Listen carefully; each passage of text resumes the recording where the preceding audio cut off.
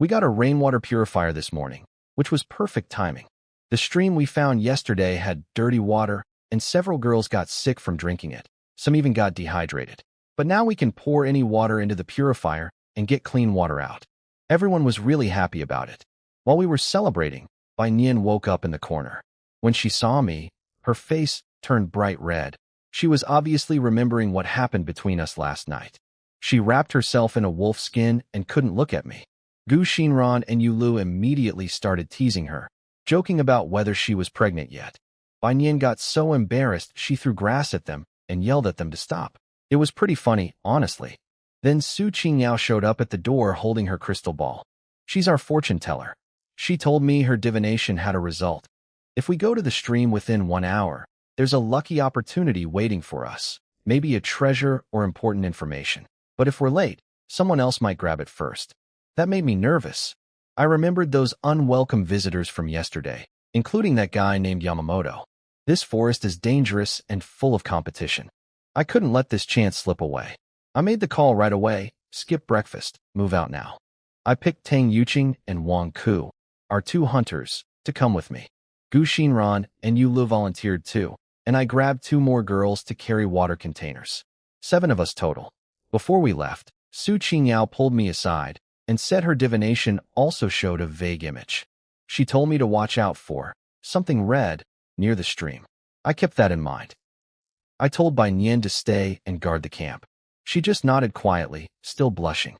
Then we headed out, with Tang Yuqing and Yu Lu leading the way since they knew the route from yesterday. I walked in the back with my sword and Gu Xinran. We walked through the forest in the early morning. It was cold and foggy, and the ground was covered in wet leaves. Tang Yuqing and Yu Lu led the way up front, cutting vines with machetes. I walked in the back with Gu Xinran, keeping watch. Gu Xinran wouldn't stop talking, pointing out weird flowers, asking me about killing the wolf, wondering if we'd ever get home. I mostly just gave short answers and stayed quiet, scanning the area for danger. She noticed I was being cold, and eventually she stopped talking too. Then suddenly she stopped walking and stood right in front of me. "Do you look down on me?" she asked. "Is it because I've dated a lot of guys?" I paused. Then I nodded. I couldn't lie, I did have that thought. Even though she clearly liked me a lot, in my mind she was different from girls like Bai Nian. Her eyes turned red, but she held back her tears. She told me the only reason she dated so much was because she wasn't a good student and had nothing else to do. She just wanted someone to play games and talk with. She said she barely even held hands with any of them. Then she blurted out that she'd never even had her first kiss, and she'd give it to me right now if I wanted it. Everyone froze. The girls up front couldn't believe what they just heard. I was stunned too. I could tell she was being completely sincere. I felt my defenses cracking, but I looked away and told her to stop messing around. We had a time limit. She refused to move. Then before I could react, she stepped forward, stood on her toes, and kissed me softly on the cheek. Quick and light. Then she ran to the front of the group without looking back. I touched my cheek. That girl is something else. We finally reached the stream. The girls started collecting water using big leaves and vines they fashioned into funnels and bags. Pretty clever. Meanwhile, I focused on looking for the red thing Su Qingyao mentioned. I looked around, but everything was just rocks and green plants. Then Gu Xinran shouted for me to come look at something. I rushed over and found her crouching in front of a huge mushroom, bright red with white spots, almost half as tall as a person. It looked incredibly poisonous. I panicked. This girl just got poisoned by bad fruit yesterday, and she's already about to touch another dangerous thing. Without thinking, I ran over and smacked her on the behind to stop her. She yelped and nearly fell face first into the dirt. She yelled at me, but I yelled right back, asking if she'd already forgotten how sick she got yesterday. She stammered that she wasn't trying to touch the mushroom. She said she saw something behind it. I stopped. I looked where she was pointing, pushed past the giant red mushroom, and through the tall grass. There, hidden in the shadows behind its base, was a wooden chest with metal corners and old-fashioned carvings on it. Just sitting there, waiting. The chest was about the size of a regular suitcase, dark wood with metal corners and strange carvings. This had to be the opportunity Su Qingyao's fortune-telling predicted. Gu Xinran was still rubbing where I'd smacked her, embarrassed because everyone heard it. I scratched my head and admitted I was wrong about her. I pulled the chest out carefully, checked for danger around us, then opened it. A glowing game-like menu popped up above the box with several lit-up slots. The first item was 50 sets of animal skin clothes, a sleeveless top, a short skirt, and boots. They were rough but warm. This was exactly what we needed. The girls had been freezing in just their swimsuits every night. Next was a blueprint for building wooden fences, perfect for protecting our camp from wild animals. Then a seed pack with potato, corn, and pumpkin seeds. This meant we could grow our own food. And finally, a bundle of healing herbs that could stop bleeding and reduce pain. Clothes, defense, food, medicine. This one chest solved our 4 biggest problems. Su Qingyao's divination was incredible. I handed out 7 sets of clothes right away. The girls were thrilled and ran behind some bushes to change. I changed too. The leather was a bit rough, but definitely warm. When the girls came back out, I couldn't help but stare. They all looked completely different in the primitive outfits. Gu Xinran's curves were hard to ignore. Tang Yuqing looked tough and athletic with her tan skin. Yulu spun around excitedly, saying she felt like a barbarian warrior from a video game. Everyone looked at me with admiration. We'd only been out a short time and already solved our water problem and found this treasure chest. On the chat channel, we could see other groups were still struggling for basic food and water. But then, rustling sounds came from the tall grass nearby. Everyone's smiles disappeared instantly. We grabbed our weapons. I pulled Gu Xinran behind me and reached for my sword. "Nobody move," a rough voice shouted. Over a dozen men burst out from the trees around us. They were shirtless, muscular, covered in tattoos, carrying machetes and clubs. They surrounded us completely, 7 of us trapped in the middle. Their leader, a guy with a scar across his face, looked over the girls with disgusting eyes, then turned to me with a nasty grin. "Nice luck, kid, finding a treasure chest like that, but now everything inside, and these girls, all belong to us." My whole body tensed up. I quickly counted, over a dozen men surrounding us. 4 of them had machetes like our hunters.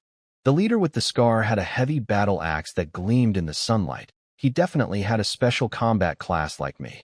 The rest carried crude wooden clubs. At least 5 fighters plus 10 regular guys against my side. Me and 4 girls who just got their weapons yesterday. The odds were terrible. One of the men, a fat-faced guy they called Mad Dog, started making disgusting comments about the girls, saying how fresh they looked. His buddies all laughed. The girls were terrified and pressed closer behind me. I said nothing, just made sure they were fully behind me. Then a skinny guy in their group reminded them they were supposed to be looking for someone, their boss's brother. That got the scarred leader's attention. He pointed his axe at me and asked if I'd seen 2 guys, one big with a club, one thin with a knife. My heart jumped. He was describing the 2 men me and Chu Yufei killed yesterday. These guys were their gang, and the one called Brother Hao was their boss's little brother. I knew I couldn't fight them head-on. Too many. I had to take out the leader first, cut off the head of the snake. So I put on an act. I let fear show on my face, stepped back a little, and made my hands shake. I stammered that I might have seen them. With my young-looking face and scared act, I looked like a terrified high schooler. They all relaxed and laughed at me. The scarred guy grabbed my collar and pulled me close, demanding to know where his guys were. I started describing the 2 men exactly, their clothes, even the nasty things they said, to prove I really saw them. He got excited and confirmed that was them. Then I started mumbling and stuttering on purpose, acting confused, pretending I couldn't remember where they went. To hear me better, he leaned in closer, bending down, dropping his guard completely. The skinny guy in their group sensed something was off for a second, but then looked at me acting so pathetic and figured I was harmless. That was my moment.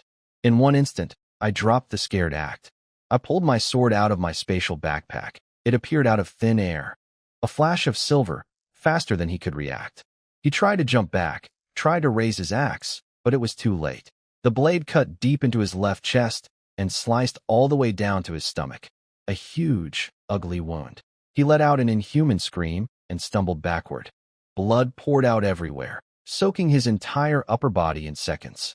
Everyone froze after my surprise attack. The scarred guy's men still had stupid grins stuck on their faces.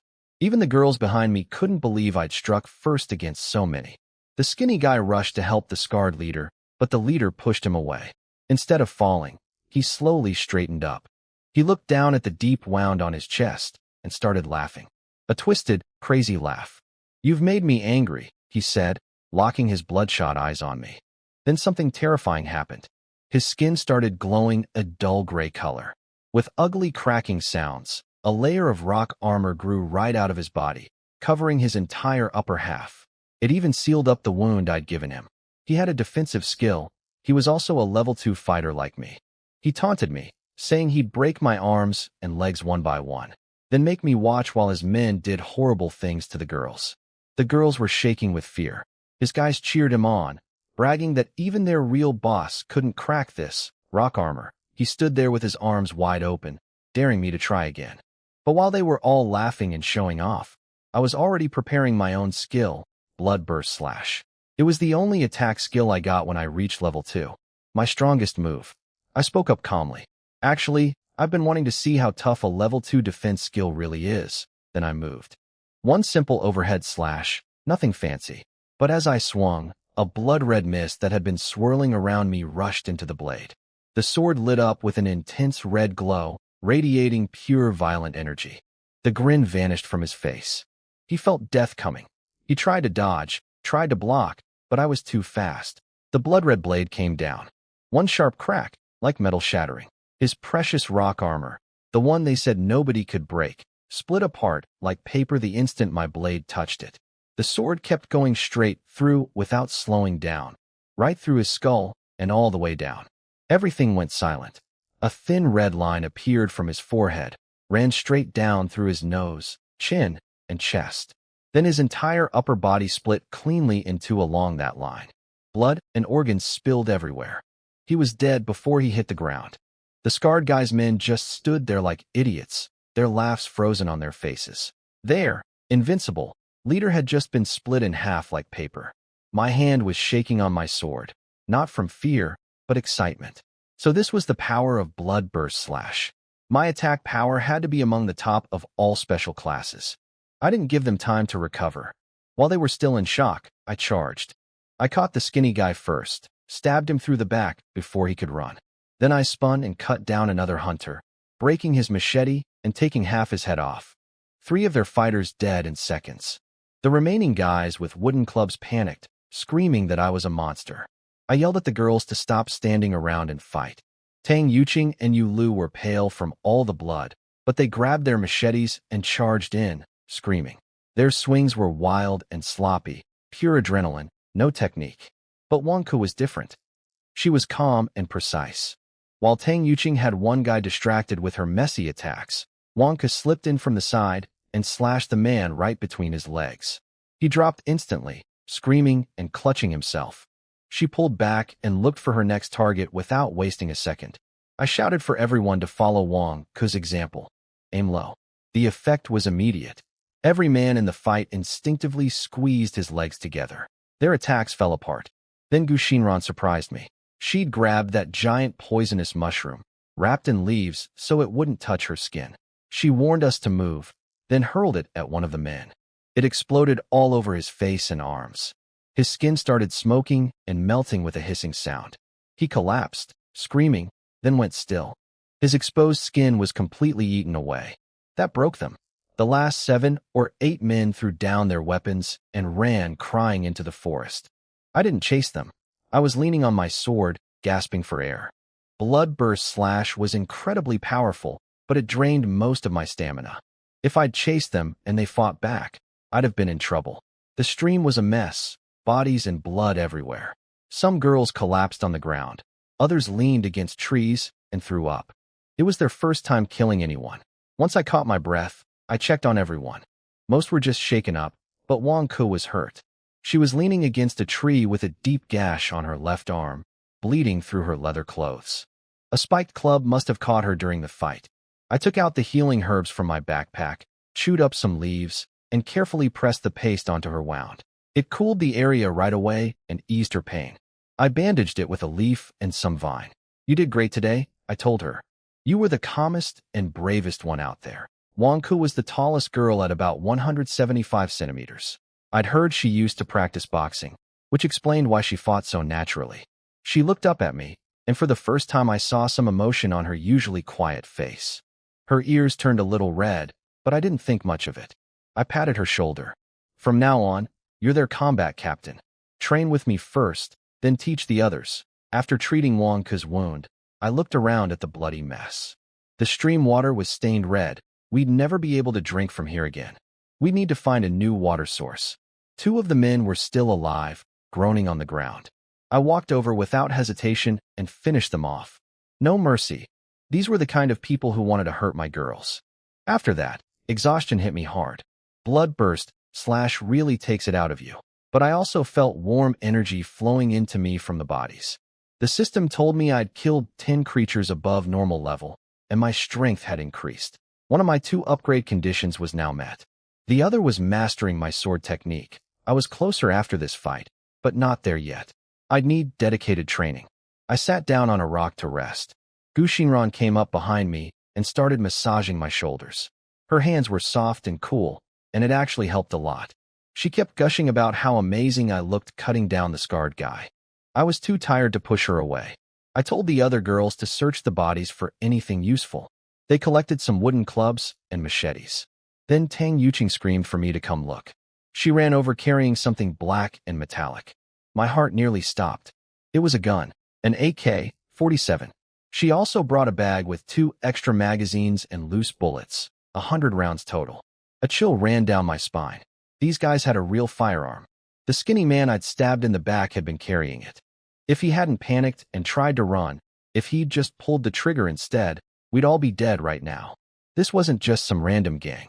They were organized, had combat classes, and even had modern weapons. And their main camp had to be somewhere nearby. The danger was far from over. Then Yuli's excited screaming broke through the heavy mood. She was jumping up and down, holding an old book she'd found on one of the bodies. I took it from her. It had a leather cover with strange gold lettering. The moment I touched it, the info panel appeared. It was called the Wildlife Encyclopedia, Epic Level Quality, the purple tier. It could identify any unknown plant, animal, or mineral, showing its name, properties, whether it's poisonous, and how it can be used. My breath caught. This was incredible, worth just as much as the AK-47. I immediately thought of that giant poisonous mushroom. If we'd had this book earlier, we would have known its juice was corrosive and could be used as a weapon. From now on, we'd know exactly what's safe to eat, what's poisonous, what can be used as medicine or material. Our survival chances just jumped massively.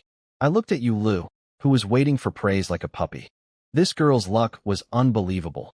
First the water purifier from a lucky draw, now an epic-level item just found on a dead body. Yulu, you really are our lucky star, I told her. She puffed out her chest proudly. Of course, I've got S-rank luck. From now on, whenever there's treasure chests to open or bodies to search, make sure you bring me along. Her find lifted the dark mood that the AK-47 discovery had brought. Things were looking up, even if danger was still close by. Let's head back, I told the girls once everyone had rested enough. The walk back took over half an hour. When we finally saw the camp, Exiner spotted us first and shouted excitedly. Bai Nian came running out and threw herself into my arms without saying a word. The familiar warmth and her scent finally let me relax after everything we'd been through. I noticed Exiner standing nearby looking worried, so I pulled her into the hug too. She froze up, turning completely red. I heard Gu Xinran let out a little jealous huff from the side. Bai Nian noticed the blood on us and asked what happened. I gave her the good news first, showed them the AK-47 and the epic-level wildlife encyclopedia Yula found. Their eyes went wide. Then I told them the bad news. The stream was full of dead bodies now, and worse, these men belonged to an organized gang of about 40 people camped somewhere nearby. The scarred guy was only their number 2. We just made enemies with all of them.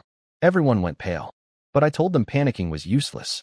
The enemy would underestimate us because we're mostly young girls. That was actually our advantage. They'd rush to attack without preparing properly, giving us time to build our defenses first. I laid out the plan, and everyone got to work immediately.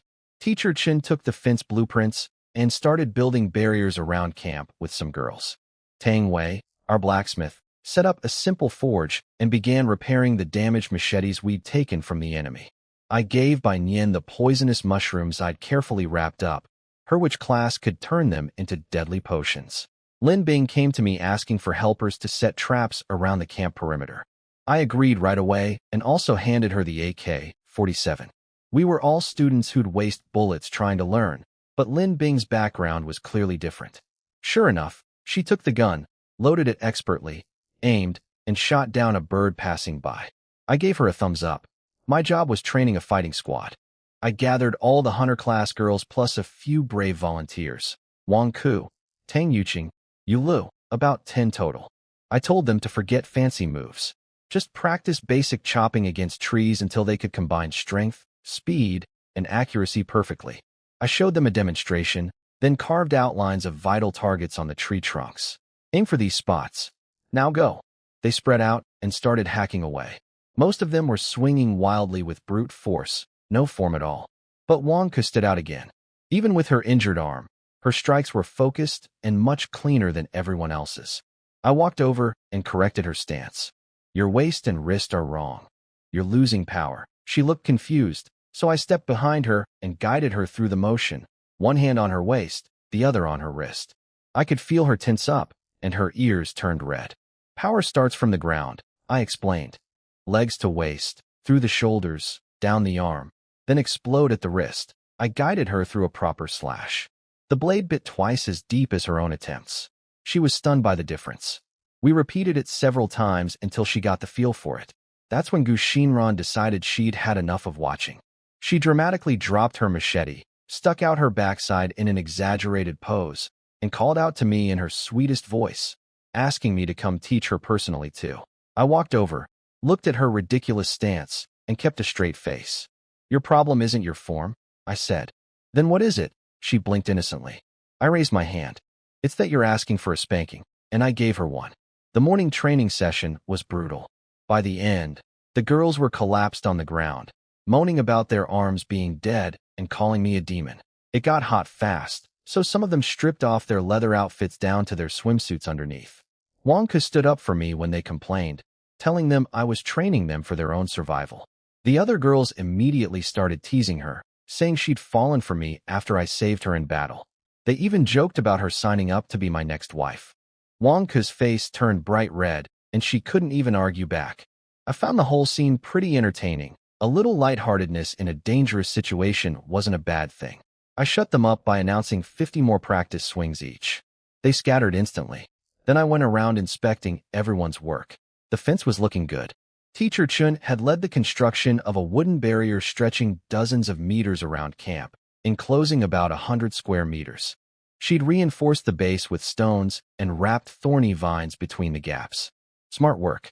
Next I checked on Bai Nian. She was crouching over a stone pot, cooking up a nasty-looking green liquid. She'd combined my poisonous mushrooms with gecko tails and spider legs from the trading post to create something called a simple corrosive bomb. We tested one on a rock. The green slime melted right through the stone surface, eating a bowl-sized hole in under 30 seconds. Terrifying stuff. She said she could make dozens per day with the materials she had. That changed everything. 5 mushrooms thrown raw might kill 5 people, but turned into dozens of acid bombs. We could wipe out the entire enemy force. Bai Nian's witch class was like having an alchemist. She was the hidden MVP of our tribe. Tang Wei the blacksmith had repaired all the captured weapons and even leveled up to a Tier 2 blacksmith, unlocking a blueprint for a proper smithy that only needed 300 stones to build. Yi Xioner's medical team used the wildlife encyclopedia to find new herbs near camp. Combined with the healing grass, they made an improved medicine twice as effective as before. Everyone was so busy they forgot to eat lunch.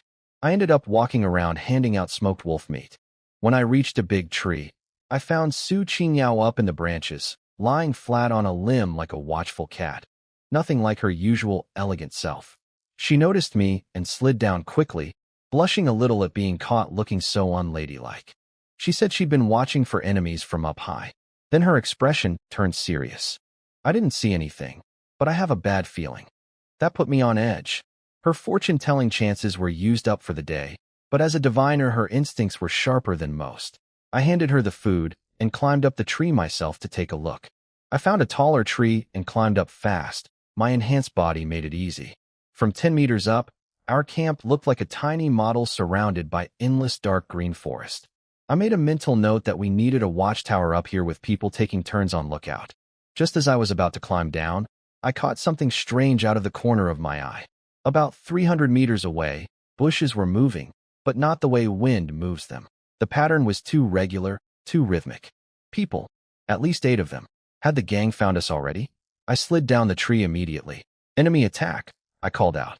Everyone behind the fence, ready to fight. The girls went pale, but didn't panic. The morning's training paid off. Wang Ku reacted fastest, grabbing her machete and organizing the others behind the wooden barrier. Bai Nian handed out the corrosive bombs she'd just made. Within moments, everyone was crouched behind the fence, peering through the gaps at the silent forest. I tried to calm them down, saying maybe I was wrong. Could just be other survivors passing through. Then we heard voices. "Hey, there's a tribe here," said a young-sounding guy, surprised. Another, calmer voice told him they should leave and mind their own business. But the first one, someone called Xiao Boyu, argued back, saying they should meet the people here since everyone came from the same planet. Maybe they could work together. I relaxed a little. These definitely weren't the gang members. Those thugs would never talk about working together. The name Xiao Boyu sounded familiar, though I couldn't place it. Bai Nian grabbed my arm when I tried to go alone, insisting it was too dangerous. She gathered Wang Ku, Gu Xinran, and several other fighters to come with me. Lin Bing silently stood up with the AK-47 on her back. Having her along made everyone feel safer. I took a deep breath and pushed open our simple wooden gate. 7 young people stood outside, 4 guys, 3 girls. They jumped back in surprise. They looked about our age, probably students too, tired and dirty, wearing torn modern clothes, carrying machetes and axes. They seemed decent enough. Their leader was a clean-looking guy with glasses, Xiao Boyu. He started to speak, but then his eyes drifted past me to the girls behind me, Bai Nian, Gu Xinran, Wang Ku, Tang Yuqing.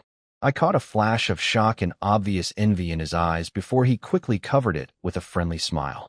"Hi, I'm Xiao Boyu," he said, Chief of Tribe 777.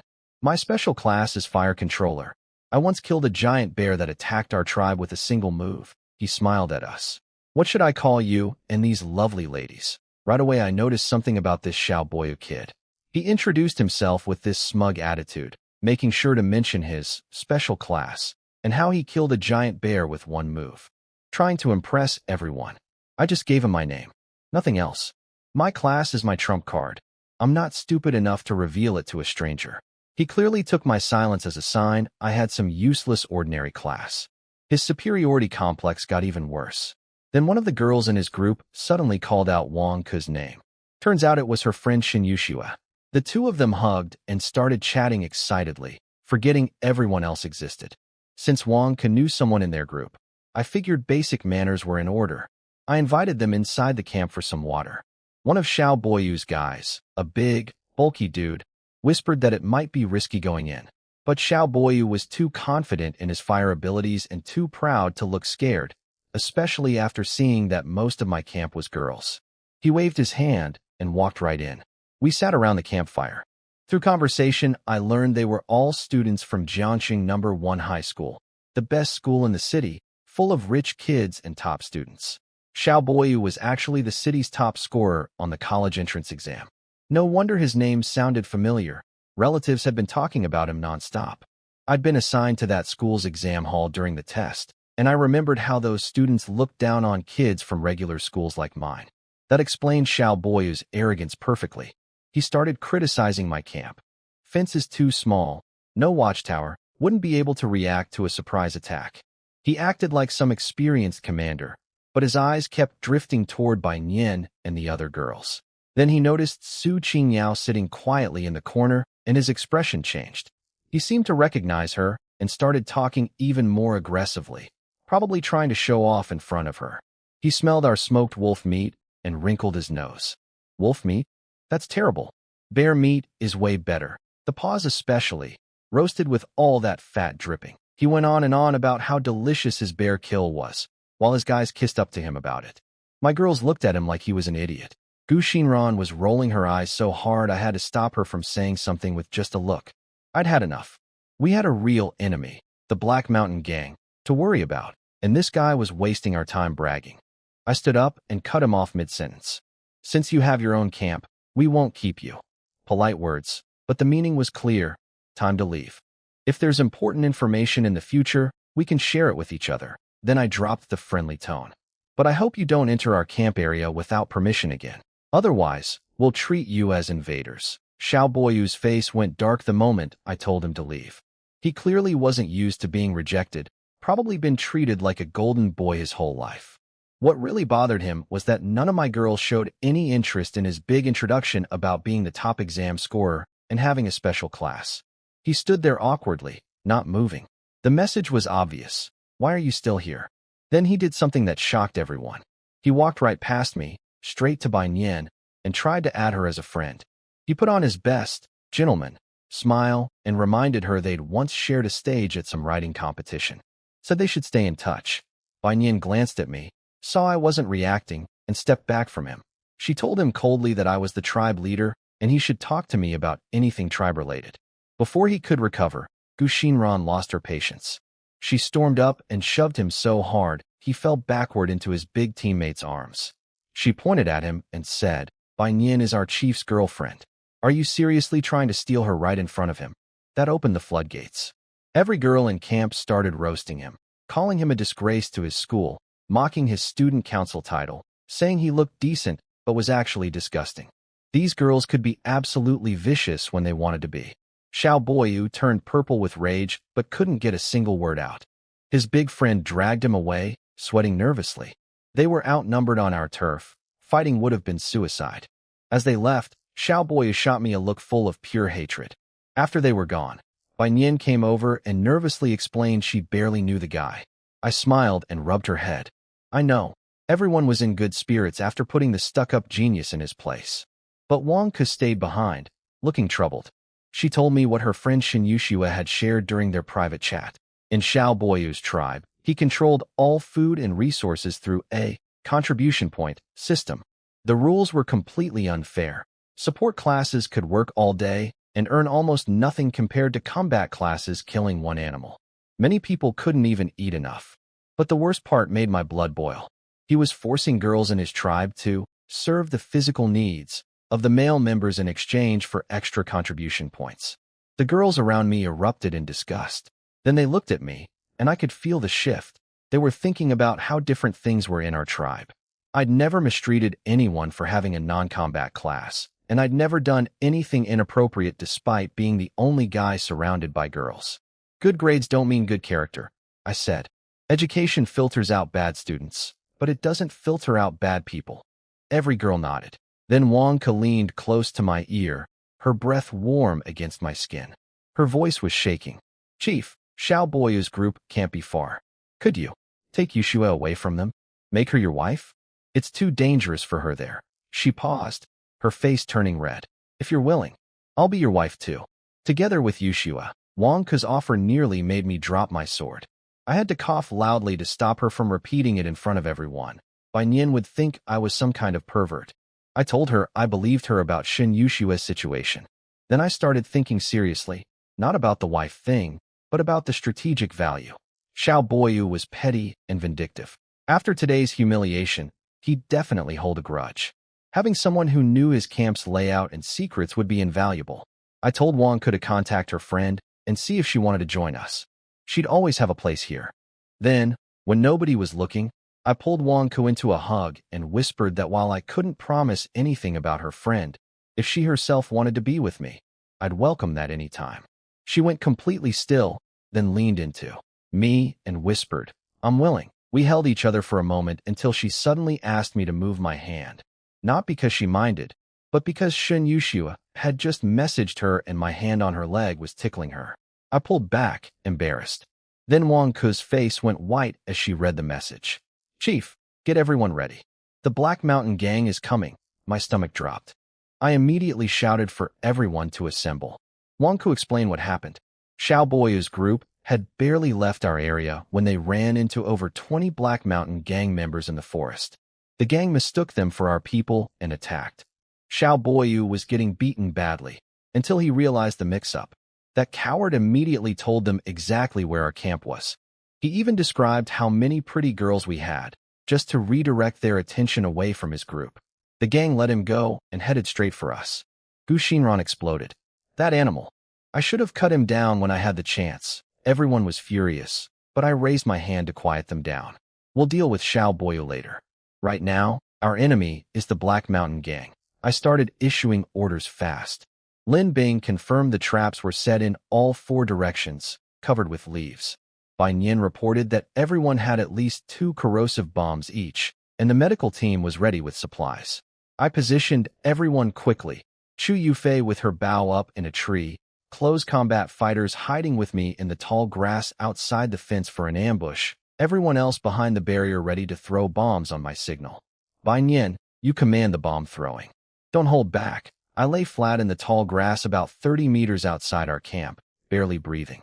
Wang Ku and 3 other hunter girls were pressed against the ground beside me, gripping their machetes. We were the ambush squad. Our job was to wait for the right moment and hit them from the side while the girls inside handled ranged attacks and bombs. The sounds came first. Branches snapping, loud talking, getting closer. Then I saw them. Over 20 men pushing through the trees. Their leader was a big bald guy, shirtless, with a black dragon tattoo running from his chest down his arm. That had to be Lei Kuan, the real boss of the Black Mountain Gang, the scarred guy's sworn brother. What made my heart sink were the 4 AK-47s I counted on their backs. For rifles. In a melee fight, I liked our chances with the traps and bombs. But guns changed everything. If they started shooting, people would die. I could hear them talking as they approached. They were making disgusting comments about what they'd do to the girls, laughing about it. One of them mentioned that Xiao Boyu had told them exactly how many beautiful girls we had. Hearing that traitor's name again made my blood boil. Lei Kuan was shouting about avenging his brother and the scarred guy. He wanted to chop me up and feed me to wolves. He ordered his men to kill all the males and capture every girl unharmed. They reached the clearing and spotted our fence. But the camp looked empty, no one in sight. That confused them. One idiot suggested everyone must be out hunting, so they should sneak inside and ambush us when we got back. Another one grinned and said maybe some girls were left behind to guard the place, and they could have fun first. Lei Kuan bought it. He figured we were just students. What threat could we possibly be? Just like Xiao Boyu's group, who'd wet themselves at the sight of guns. He pointed at our wooden gate and sent 2 guys to break it down. They ran toward it eagerly, shoving each other over who'd get inside first. They didn't take us seriously at all. The first one was just about to kick the gate open when the ground beneath his feet gave way with a sharp crack. It wasn't wood breaking. It was sharpened wooden spikes piercing through flesh. A horrible scream ripped through the air. The guy behind him skidded to a stop and looked down. His partner was dead at the bottom of the pit, impaled on blood-soaked wooden stakes. He stumbled backward in panic. Another crack, right under his own feet. Then the whooshing sound of more traps triggering. The second guy didn't even get a chance to scream. Sharpened wooden stakes shot out from the grass around his feet and turned him into a pincushion. He dropped dead on the spot. Lei Kuan froze. His 20-plus men stopped behind him, staring at the 2 mangled bodies, too scared to take another step. Lei Kuan slapped the idiot who'd suggested the camp was empty, but the guy stammered that these were just one-time animal traps, and the path ahead should be clear now. They crept forward slowly, terrified every step of the way. When they finally reached the fence, Lei Kuan's fear turned back into arrogance. He raised his massive cleaver to smash through the barrier. That's when Bai Nian gave the order.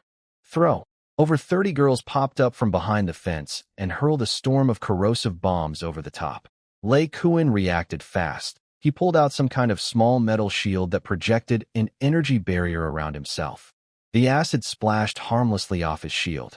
But his men had no such protection. The green slime hit them everywhere. Skin started smoking, blackening, melting. They screamed and rolled on the ground in agony.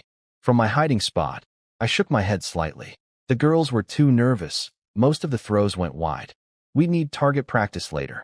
Lei Kuan screamed for his gunners to open fire. For men unslung their AK-47s and sprayed bullets at the fence. The girls screamed and ducked down. Bullets tore through the wooden posts, sending splinters flying. A few girls got grazed on their arms and legs. I could see blood on their clothes. Then Lin Bing answered back. 3 precise single shots from her AK.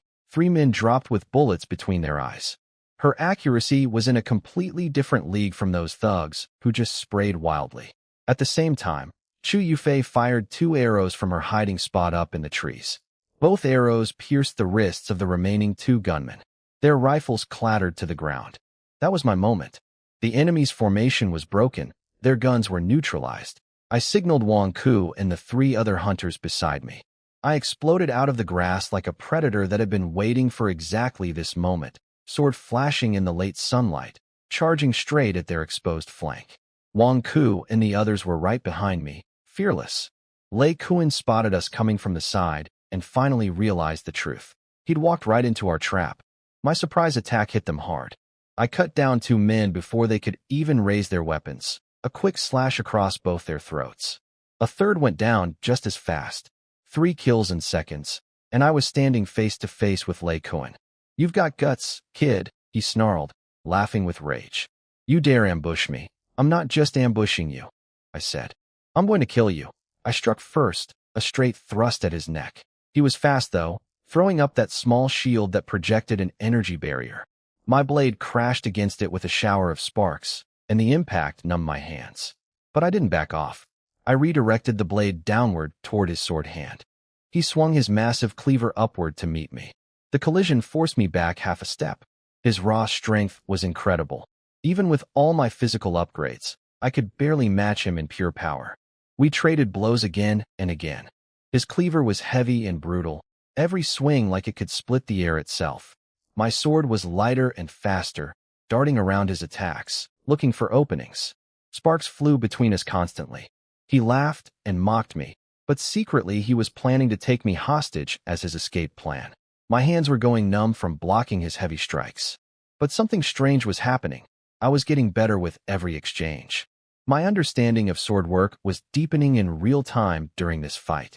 Every block, every slash was more precise and efficient than the last. I could feel the barrier to mastery starting to crack. Behind the fence, Gu Xinran was yelling at Bai Nian to throw bombs at Lei Kuan while he was busy fighting me. But Lin Bing stopped them. She said I needed this opponent to grow, and she'd shoot him if things went wrong. That calmed Bai Nian down, though she was gripping the fence with sweaty palms watching me. Back in the fight, I was no longer just defending. I could predict Lei Kuan's moves now and counter them cleanly. When he brought down another massive chop, I didn't block this time. I sidestepped at the perfect angle, and my blade shot upward along his arm like a striking snake, heading straight for his throat. This slash was the fastest thing I'd ever done. Then I heard the notification chime. My swordsmanship had reached perfection. I'd leveled up to level 3, a 3rd-tier blood warrior. My body surged with warm energy, and all my exhaustion vanished instantly. But the real change was my sword. The silver blade suddenly filled with countless thin red lines, spreading from handle to tip, forming into an ancient blood-red symbol. A glowing red crystal appeared at the base of the handle. The whole weapon looked sinister and beautiful. It was now the blood-drinking blade, epic purple quality. Its special ability let it grow stronger with each strike as it absorbed blood, up to a 30% boost. All of this happened in a flash. My blade stopped right at Lei Kuan's throat, not cutting, just hovering there. He was drenched in cold sweat, staring at me and at the transformed weapon in my hand. For the first time, I saw real fear in his eyes. Lei Kuan stared at the blade hovering at his throat, drenched in cold sweat. He begged me to spare him, claiming he knew a huge secret about this world. I pushed the blade closer. He wasn't in a position to bargain. He made one last desperate move, swinging his cleaver at my waist. But I was ready. I activated Bloodburst Slash. My upgraded blade exploded with red light and cut through his neck before his cleaver even got close. His head went flying, his face still frozen in shock. His body hit the ground. It was over. The girls behind the fence erupted in cheers, hugging each other, screaming that we'd won. Gu Xinran pulled me into the celebrating crowd, and I got squeezed between her and Yulo. I let myself smile and enjoy the moment, but I cut the celebration short. Don't get too excited yet. Clean up the battlefield and collect everything. While searching the bodies, we found one man still alive, barely hurt, just a small acid burn on his leg.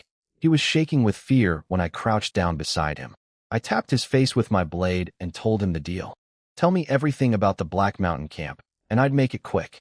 Stay quiet. And I'd let the sword drain his blood slowly while he watched. The glowing red symbols on the blade did the convincing for me. He broke instantly. He told me everything. Their camp location, about 10 people still there, and the women they'd kidnapped. Once he finished talking, I ended it with one clean strike.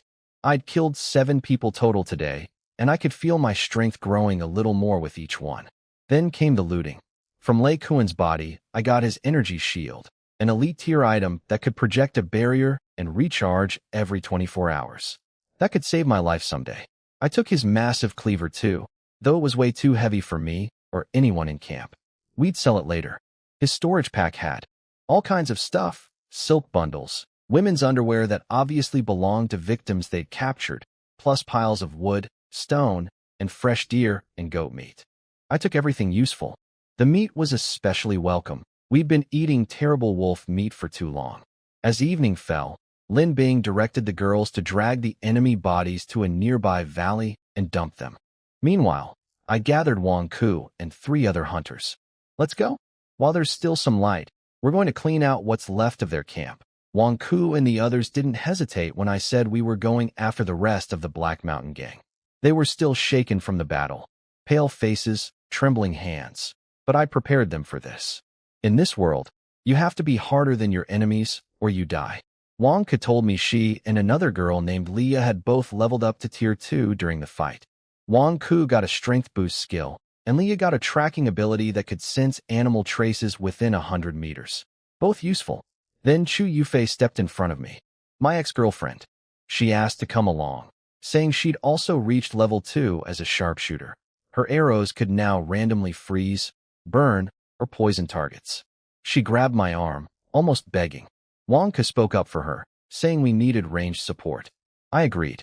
Bai Nian came over and handed me some corrosive bombs without commenting on Chu Yufei. She just told us to be careful. I hugged her quickly and we headed out. On the way, I checked my upgrade options. I'd hit level 3 but hadn't picked my new skill yet. The choices included 2 from before plus a new one, Blood Mist Domain.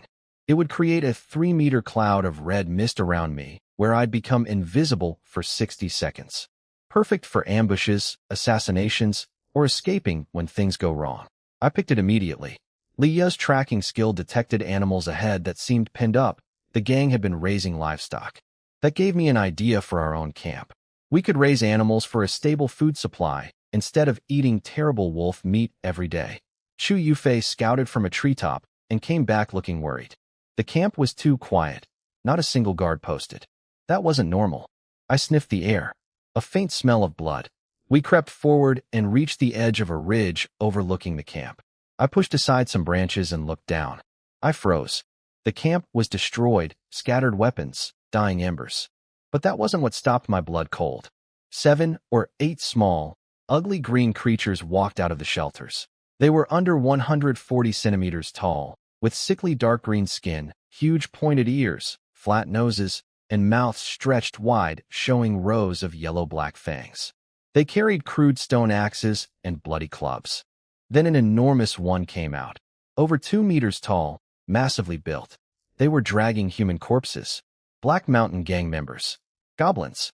They looked exactly like goblins from comics and games.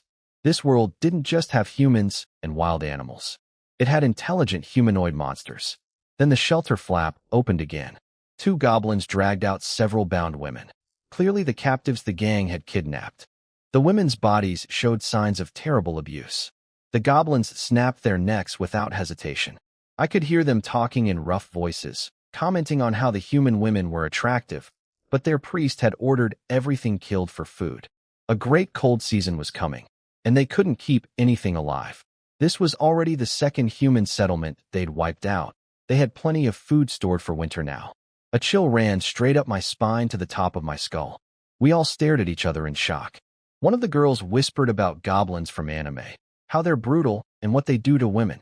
Wang Ku shut her up fast. My mind was racing. These goblins had already wiped out multiple human settlements. We'd been so busy fighting Lei Kuan all day that nobody checked the world chat channel. We must have missed critical warnings. I made a mental note. Someone needs to monitor that channel full-time from now on. The other terrifying detail was what they said about a great cold winter coming. They were stockpiling human bodies as food. A massive freeze was about to hit this entire world, and we'd barely been here a few days. So much for a beginner grace period. Then Chu Yufei grabbed my arm so hard it hurt. The giant goblin had stopped moving. Its huge nose was sniffing the air, and then its evil eyes locked directly onto our hiding spot.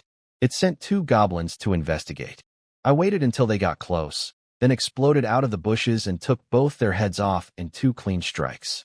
My upgraded sword cut through them like butter, though their skin was tougher than human flesh, like thick leather. The giant goblin roared. When the remaining 6 goblins spotted the girls, they went crazy with excitement, screaming about how pretty these human women were. The big one ordered them to kill me and capture the girls alive. I ordered everyone to throw the corrosive bombs. They landed perfectly, but barely did anything. The goblin's thick skin mostly resisted the acid, just some smoke and minor pain. They kept charging. Chu Yufei saved us with a flaming arrow, her new elemental skill. It punched through one goblin's hand and into its eye, setting its head on fire. 1 down. I activated Blood Mist Domain for the first time. Red fog surrounded me, hiding me completely. Goblins stumbled in blind, swinging wildly. I cut down 2 of them like a ghost before the mist faded. Wonka fought one using her new strength boost. She blocked its stone axe head-on, then slipped to its side and buried her blade in its ribs. The 3 regular hunter girls struggled badly against their goblin. They just didn't have enough strength or experience yet. I rushed in and killed it just as one girl was about to get her skull crushed. But I'd lost track of the giant goblin. Leah screamed from the ground, pointing behind me. I spun around and saw Chu Yufei flying through the air, crashing to the ground. She'd thrown herself between me and the giant's axe. A deep wound sliced through her shoulder to the bone, blood soaking her clothes instantly. If she hadn't blocked with her bow, the axe would have split her in half. My mind went blank. She'd jumped in front of an axe for me. She was the one who'd broken up with me, said it so coldly that we became strangers. But since we arrived in this world, she'd been completely different, desperate to be near me, to help me. I'd assumed it was an act. If she really loved me, why did she leave? But looking at her lying in a pool of blood, biting her lip to keep from crying. This girl who used to cry over a needle, my certainty cracked for the first time. Maybe there was something she couldn't tell me back then. Raw fury flooded my chest. Wang Ku, get the healing paste on Yufei now, I shouted. This ugly thing is mine. My vision was going red. The giant goblin smirked at me, a disturbingly human expression. It was already imagining cutting off my limbs and doing horrible things to the girls while I watched. Then it stopped smiling. I vanished from where I stood and appeared right in front of it, my blood-drinking blade coming down with every ounce of rage I had. What are you grinning at, you ugly piece of garbage? It barely managed to raise its stone axe to block. A yellowish glow covered its skin, turning it rock hard. Some kind of natural armor, just like the scarred guy's skill. Another defense skill, but it didn't matter. My blood-drinking blade had absorbed enough blood to hit maximum power. Combined with blood burst slash, I shattered its stone axe like a cookie and ripped through its rock-hard skin in an instant. The giant goblin couldn't believe it. Its weapon and defense hadn't lasted a single second. My blade cut through most of its neck before getting stuck on its thick ribcage. Close enough. Its head flopped to the side, barely attached by a strip of skin. It collapsed with a massive thud. I didn't even look at the body. I rushed straight to Chu Yufei.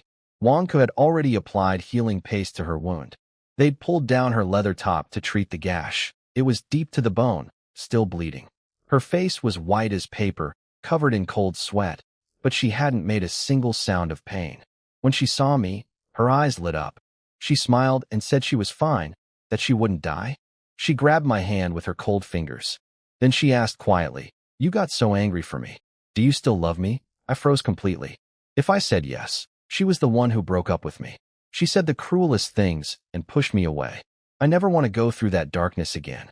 If I said no, looking at her lying there, pale and bleeding, full of hope, I couldn't say it. I pulled my hand away. "Don't overthink it," I said, keeping my voice steady. "You're one of my people.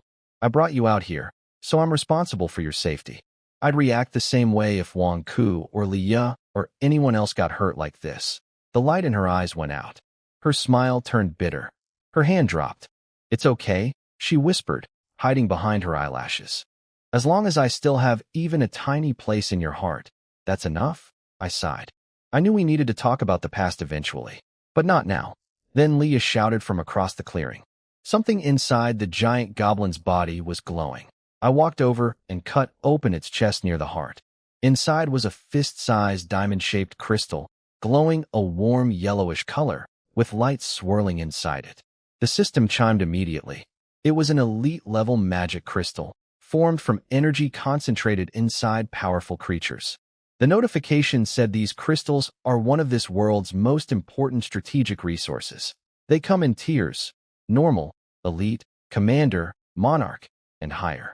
A blacksmith can combine 10 low-tier crystals into one higher-tier crystal. They can be used to refresh class skills, upgrade special buildings, enchant equipment, and more. The system's note was clear. If you ever have a chance to get one, don't let it go. Magic crystals. Turns out they're one of this world's most important resources. I checked my upgrade panel and found new options. I could spend crystals to refresh skills I'd already locked in, or re-roll skill choices during level ups. 5 elite crystals per re-roll. This was huge. I immediately thought of Wang Ku and the other hunters. Their ordinary classes only get one random skill per level up. If they rolled something useless, that skill slot would be wasted forever. But with crystals, they'd get a second chance. On top of that, crystals could upgrade buildings and enchant equipment. This stuff would become the most valuable currency in this world. Wang Ku called out excitedly. The regular goblins had smaller, dimmer crystals inside them too. We collected all 9, 1 elite from the big one, 8 normal ones from the rest. I told everyone to bag the goblin bodies too. Who knows, maybe Bai Yin could use them for something, like she did with the mushrooms.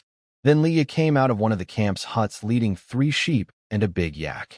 The goblins had broken into the building but hadn't touched the animals. They only ate humans. That realization sent a chill through everyone.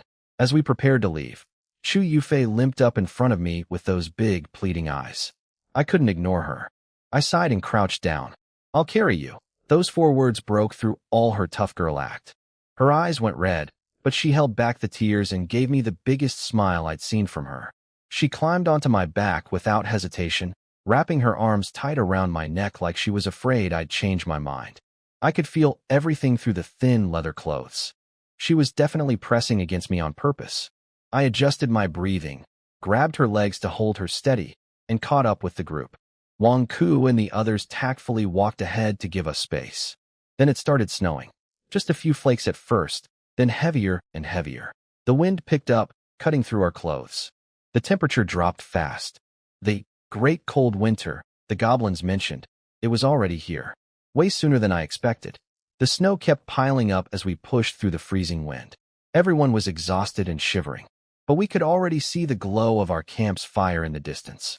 After several more miserable minutes in the cold, we finally made it back to camp. Walking into camp, the warmth from the tribal fire hit us immediately. That special fire burned strong even in the snowstorm, melting all the snow around it. We tied the sheep and yak near the fire, hoping they'd survive the cold. I carried Chu Yufei into the shelter. The girls inside panicked when they saw her bloody shoulder, but the medics rushed over to treat her right away. Bai Nian grabbed my hand. It was frozen solid. She shoved it under her leather clothes against her body to warm me up. She'd been worried sick trying to contact us. Then Gu Xinran pulled off my shoes and stuffed my purple frozen feet into her own clothes too. I wanted to pull away, but my cold hand accidentally moved against Bai Nian's chest, and she yelped, so I just froze and let it all happen. I told everyone about the goblins and the great winter. The goblins scared them, but the winter news hit harder. Every face went white. No thick clothes. Food would be impossible to find outside. We could freeze to death. I told them to calm down. We still had time to prepare.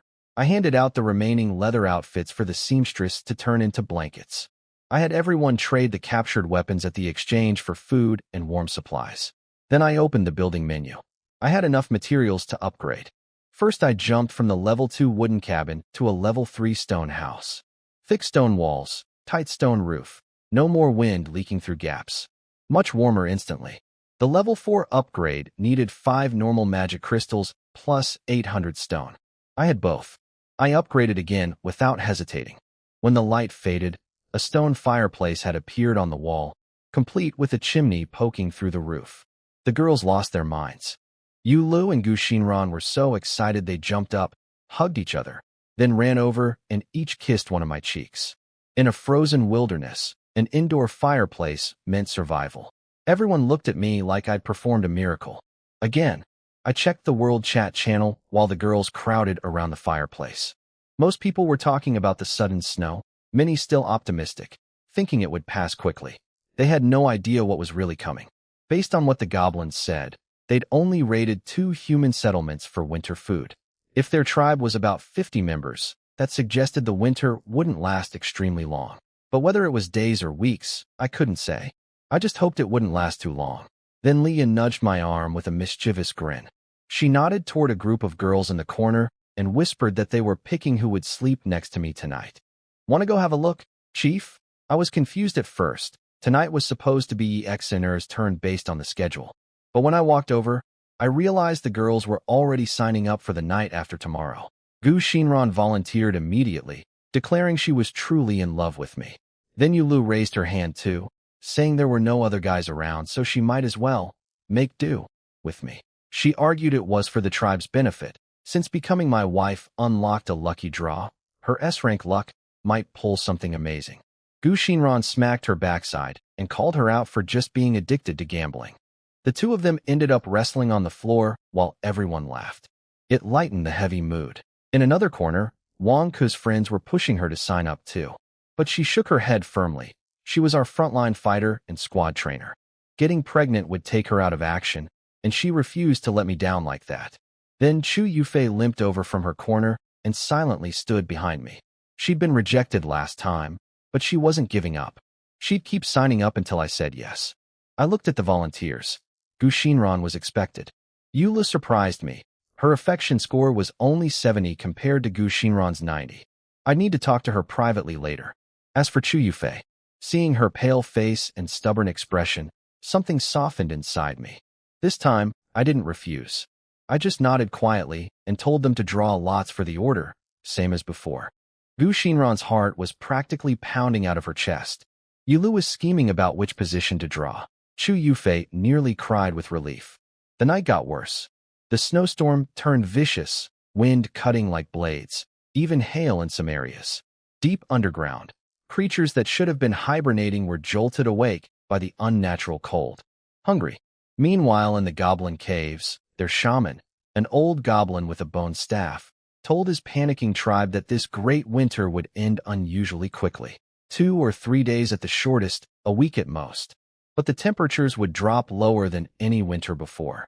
They just needed to survive these few days. Back in our stone house, even with the fireplace, it was freezing. I told everyone to sleep. The girls piled together under one massive blanket sewn from all our spare leather, huddling for warmth. I had my own wolfskin blanket.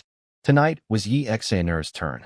Her tiny body was trembling violently in my arms. From cold or nervousness, I couldn't tell. Her teeth were chattering. I held her tighter and whispered, Xaner, if you're too scared, we can just sleep like this tonight. I won't do anything. She froze completely. Then she buried her face into my chest and squeezed out the tiniest whisper. Chief, am I too much of a coward?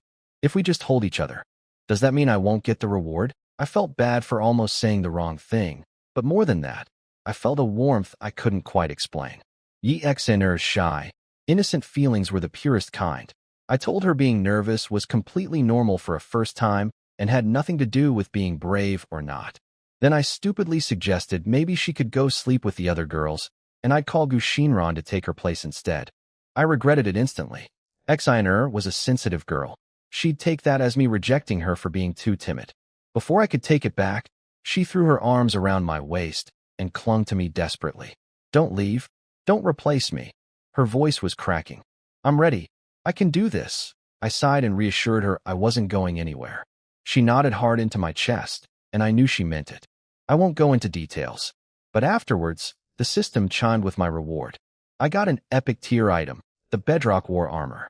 It provided massive physical defense against blunt and slashing attacks, and came with an active skill called Bedrock Fortification. It covers my body in rock-hard armor for 10 minutes, though it slows me down. 12-hour cooldown. This was exactly what I needed most. I'd been lacking any real defense. The small energy shield from Lei Kuan was decent, but it meant I could only use one hand for my sword. This armor let me keep fighting with both hands while staying protected. My survival ability just jumped up massively. Exiner asked me weekly if the reward was any good. I told her it was perfect, the most useful thing I could have gotten. She smiled with pure relief, snuggled against me like a happy kitten, and fell asleep. That left me in an uncomfortable situation. I'd been gentle with her, so I was still wound up. I stuck half my body out of the blanket and let the freezing air cool me down. It worked fast. Just as I was finally drifting off to sleep, I heard the faintest footsteps in the dark. Then someone lifted the edge of my wolfskin blanket and slipped in. I went rigid. I looked down to make sure Exiner was still asleep, then whispered through gritted teeth, "Who is it?" No answer. The soft body just pressed closer. "Gu Shinran, is that you? You already signed up for later days. Get out." A cool hand reached out and grabbed my arm. Then a head slowly peeked out from under the blanket. In the dim firelight, I saw her face. It was Chu Yufei. My brain went blank. Chu Yufei? What was she doing here? In the dim firelight, her beautiful but pale face was inches from mine. She winced from moving, her shoulder wound still fresh. I couldn't sleep, she breathed, barely making a sound. I heard everything. Before I could respond, she asked, "Are you still uncomfortable right now?" I froze. She meant exactly what I thought she meant. And honestly, yes, I was. I'd held back with Exiner since it was her first time, and I was still wound up. The freezing air had only barely helped, and now Chu Yufei, this impossibly attractive woman, was pressed against me under the blanket asking that question. Then Exiner shifted in her sleep and mumbled. That snapped me back to reality. If she woke up and found someone had snuck into our blanket during her night, she'd be heartbroken. As chief, I couldn't let internal conflict happen. "Stop messing around," I hissed. "I'm fine. Go back to bed. Watch your wound." I tried pushing her away, but my hand hit her injured shoulder. She gasped in pain, and I instantly froze, unable to move her without hurting her. She smiled slyly. "Liar. Your body is more honest than your mouth." She could feel how tense and hot my skin was through my arm. Fair point. Then she dove back under the blanket and, well, things happened that I won't get into. The next morning, I woke up to someone poking my cheek. Exiner was still curled up against me like a kitten. Chu Yufei was already gone. Smart girl. I checked her affection score. It had shot up to 100, the highest of anyone. That confirmed my growing suspicion that our breakup had some hidden reason behind it. Last night, I'd let her stay beside me, planning to send her away after a few minutes. Instead, I fell asleep first. It was Su Qingyao who'd woken me. She told me she'd used her daily divination early this morning and seen something strange, not good or bad omens, but images she couldn't understand. She wanted to talk outside. While leaning close to whisper so she wouldn't wake the others, her posture was distracting, to say the least. I nodded and carefully moved Exiner off me, tucking her in. Then I stood up, and Su Qingyao let out a suppressed shriek. I'd forgotten I wasn't exactly dressed. "Put clothes on first," she squeaked, covering her eyes with her hands, though I noticed her fingers were spread wide enough to see right through. I lunged forward and clamped my hand over her mouth before she could scream louder. "Go outside. I'll get dressed and find you." "Understood," she nodded frantically. I let her go, threw on my clothes, and stepped outside into the freezing wind. What had her divination shown that made her this nervous? I stepped outside, and the cold hit me hard. Overnight, snow had piled up past my ankles. The tribal fire was still burning strong, keeping a circle of ground clear around it. The sheep and yak were huddled together near the fire, alive but barely. Those animals, especially the females, were too valuable to eat. They'd be our future milk supply. I found Su Qingyao crouched against the wall, shivering in her thin leather clothes, lips turning purple. I threw a thick wolf pelt over her shoulders. She blushed, probably still thinking about what she'd seen and heard earlier, but quickly got serious. She told me her divination showed the future in detail, like watching from above. The blizzard would last exactly 3 days. Today was day 1. Snow would reach shin-deep by tonight, the only day we could still go outside. Most tribes were being foolish and optimistic, staying inside waiting for it to pass. I was stunned. I'd been preparing for months of winter, but only 3 days? We'd already traded all our spare weapons for food and firewood yesterday. We were overprepared, which was actually a good position to be in. Day 2, she continued. The snow would get worse and temperatures would plummet. Anyone without proper gear who went outside would die. Food prices in the trading post would skyrocket. But, and this was the critical part, someone would discover strange, colorful fruits in the snow. Eating them could strengthen your body and even change or grant new class abilities. My heart nearly stopped. Fruits that could change someone's class? That was priceless. If I could grab those before everyone else caught on, I could turn some of our non-combat girls into real fighters. She said once the news spread, every tribe would go crazy trying to find them. Her vision showed massive bloodshed over these fruits. Then came day 3. Her voice started shaking. Temperatures would drop to unimaginable lows. Everything would be encased in thick ice. And from deep underground, from dark caves, enormous creatures with blood-red eyes, each eyeball bigger than a human head, would burst through the frozen ground and start hunting humans as prey. My fists clenched. Su Qingyao's divinations were never wrong. These peaceful days were just the world giving us one last breath before the real nightmare began. Most people were still fighting over petty territory or lounging in their shelters. When those monsters arrived, they'd wipe out entire tribes without breaking a sweat. Then Su Qingyao surprised me with something I didn't expect, a business plan. Her eyes lit up as she laid it out. Tonight, as temperatures kept dropping, people would finally panic about food. Prices would spike and peak by tomorrow night. We should sell our stockpiled food at inflated prices tomorrow and buy cheap weapons instead. Then on day 3, when monsters appeared and everyone desperately needed weapons, we'd sell those at even higher prices. 2 rounds of profit. Buy low, sell high. Perfectly timed using her future knowledge. I couldn't help but smile at this girl, freezing cold, red-faced, but eyes sparkling with excitement, thinking 3 steps ahead of everyone else. Qingyao, I have to admit, you're a genius. I was genuinely impressed by Su Qingyao.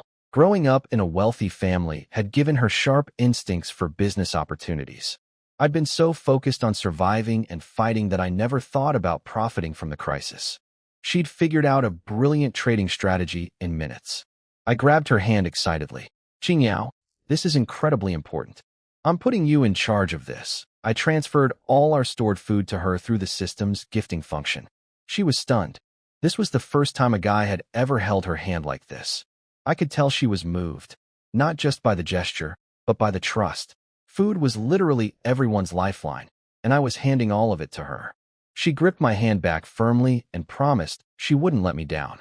Then I realized her hands were freezing from standing outside so long, so I let her back inside. I didn't think to let go of her hand the whole way. When we got in and I finally released it, I checked her affection score. It had jumped from 60 to 80. Probably from the trust one showed her, not the hand-holding. At least she didn't seem upset.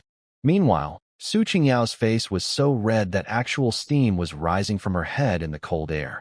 I panicked, thinking she had a fever. Getting sick now with no medicine could be deadly. But she dodged my hand when I tried to check her forehead and ran to her corner like a startled rabbit.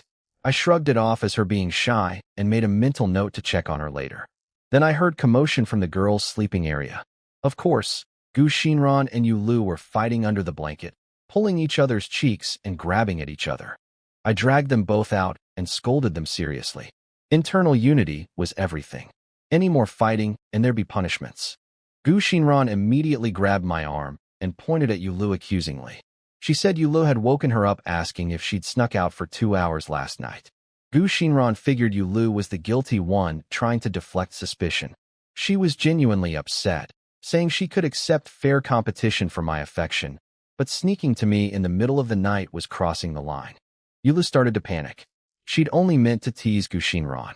But last night, she really did feel someone crawl out of the group blanket, stay gone for a long time, then come back, followed by quiet sounds from my direction. She'd assumed it was Gu Xinran, but seeing Gu Xinran's genuine reaction, Yu Lu realized it really wasn't her. So if it wasn't Gu Xinran, then who was it? Both of them turned to me, waiting for an answer. Every girl in the room was staring at me, waiting for answers about who snuck into my blanket last night. I glanced at the real culprit. Chu Yufei was sitting with her head down, intensely studying her own toes like they were the most fascinating things in the world. What an actress. I played dumb. I told you Liz she must have been dreaming. I said Xiner fell asleep in my arms, and I didn't move all night. Then I threw the question to Xiner for backup. Poor girl had just woken up, face bright red, clutching the blanket to cover herself. But she backed me up, said she slept peacefully in my arms all night with no interruptions. Her shy, lovesick delivery was so adorable that the other girls all let out a teasing. Oh, Xiner squeaked and buried her head under the covers. Yulu was completely confused now, wondering if she'd really just dreamed the whole thing. Gu Shinran was furious at Yulu for waking her up over nothing and raised her hand to smack her. I grabbed Gu Shinran's wrist and stopped her firmly. No hitting. Every single one of you is equally important to me. I won't allow this kind of conflict in our tribe. I punished them both. They had to hug each other face to face for 10 minutes. They protested loudly, saying it was a punishment for little kids. But they didn't dare disobey me. Gu Shinran grabbed Yulu first, smushing the shorter girl's face right into her chest. Yulu popped her head up, gasping for air. Within seconds, both their faces were bright red from the awkward closeness. Everyone burst out laughing. Problem solved. By mid-morning, some girls braved the snow to collect clean snow for drinking water, melting and filtering it. Su Qingyao took charge of food preparation, directing the cook to roast pork over a small fire with wild herbs for seasoning. The smell filled the whole stone house and had everyone drooling. I used the daily lottery machine and got a case of 8 bottles of strong liquor. Not the most useful prize, but in this freezing weather, a drink to warm up wasn't bad. I poured small cups for everyone who wanted some, and we sat around the fireplace eating juicy roasted meat and sipping liquor. For one peaceful moment, it felt almost comfortable. Warm shelter, hot food, good company. But I knew it wouldn't last. After lunch, I was about to nap when Wang could tap my shoulder. She kept her voice low. Yushua just messaged me. She's agreed to your offer. If we help her get out, she'll give you everything, every detail about Xiao Boyu's tribe. I sat up instantly when Wang Ku told me Shin Yushua had replied. All sleepiness gone. Wang Ku had been gathering intelligence from her friend for a while now. She'd already learned that the strongest person in Xiao Boyu's tribe wasn't actually him. It was his cousin, Xiao Yun, a former thug who was stronger than Xiao Boyu and the big guy combined, though his exact abilities were unknown. Xiao Yun was also a predator who'd assaulted several girls in their tribe. Xiao Boyu controlled fire at mid-range, but was physically weak up close. Gu Shinran nearly knocked him over with one push. The big guy had an invincibility skill and had eaten some mysterious fruit that gave him insane strength. That's why Lei Kuan had let them go that day. Now Shin Yushua was ready to cooperate. She'd been deliberately making herself look ugly to avoid unwanted attention from those two, but they'd been starving her as punishment. She was desperate. She even dangled bait, mentioning that Xiao Yun had recently raided another tribe and brought back a huge stash of equipment. I liked her style. Smart people are easier to work with. I told Wang Ku I'd keep my promise about giving Yushua a place with us. Then I laid out a plan connected to Su Qingyao's prophecy. Tomorrow, when the colorful fruits appeared and every tribe went crazy searching, we'd use the chaos to make our move against Xiao Boyu. I whispered the details to Wang Ku. Her eyes went wide. This plan is brutal, she breathed. But she loved it. She rushed off to relay everything to Yushua, and I told her to send some food too. If Yushua was joining us, we couldn't let her starve.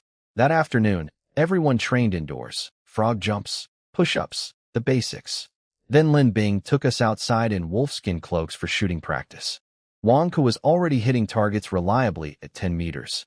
I nailed a bullseye at 50 meters, earning a rare nod of approval from Lin Bing. Teacher Chun and I also gathered medicinal herbs that had sprouted in the snow. Using those, Xiner's medical team made 10 doses of improved healing salve. I personally applied some to Chu Yufei's shoulder wound. Within hours, it had completely scabbed over. She'd be combat ready tomorrow. Another sharpshooter back in action. As night fell and temperatures plummeted, the chat channel was full of people crying about frozen rivers and unbearable cold. I had Tang Wei build the blacksmith shop from her Tier 2 blueprint. It came with a furnace, giving the animals a warm shelter. Then I spent 300 stone to build a separate private room attached to the main house. The girls didn't mind me having my own space. It was practical, not just for privacy, but because having everyone listen to what happened at night was uncomfortable for all of us. After everyone settled in for the night, there was a quiet knock on my new stone door. I opened it to find Yulu standing there with her purple pigtails, fidgeting nervously, fingers tangled together. So she'd drawn tonight's slot. Yulu stood at my door, face burning red, fidgeting nervously. She'd beaten Gu Xinran and Chu Yufei in every round of rock, paper, scissors to win tonight's slot. Her crazy luck strikes again. She'd been cocky about winning, but now that it was actually happening, she could barely speak. Gee, good evening, Chief. Have you eaten? No, wait, I mean, nice weather today. No, that's wrong too. I almost laughed but held it in and let her inside. I'd heard stories about Yulu from the other girls. Apparently, she was the secret dating strategist for half the class, despite never having a real boyfriend herself. She was obsessed with dating simulation games and had over 700 gigabytes of study materials on her computer. Banyan had told me that Yuli's bed would sometimes creak suspiciously late at night. I'd expected an experienced player, but she was completely falling apart from nervousness. To break the ice, I asked about her reputation as a love guru. She lit up immediately, gushing about her gaming expertise and offering to share her massive collection of dating sims with me.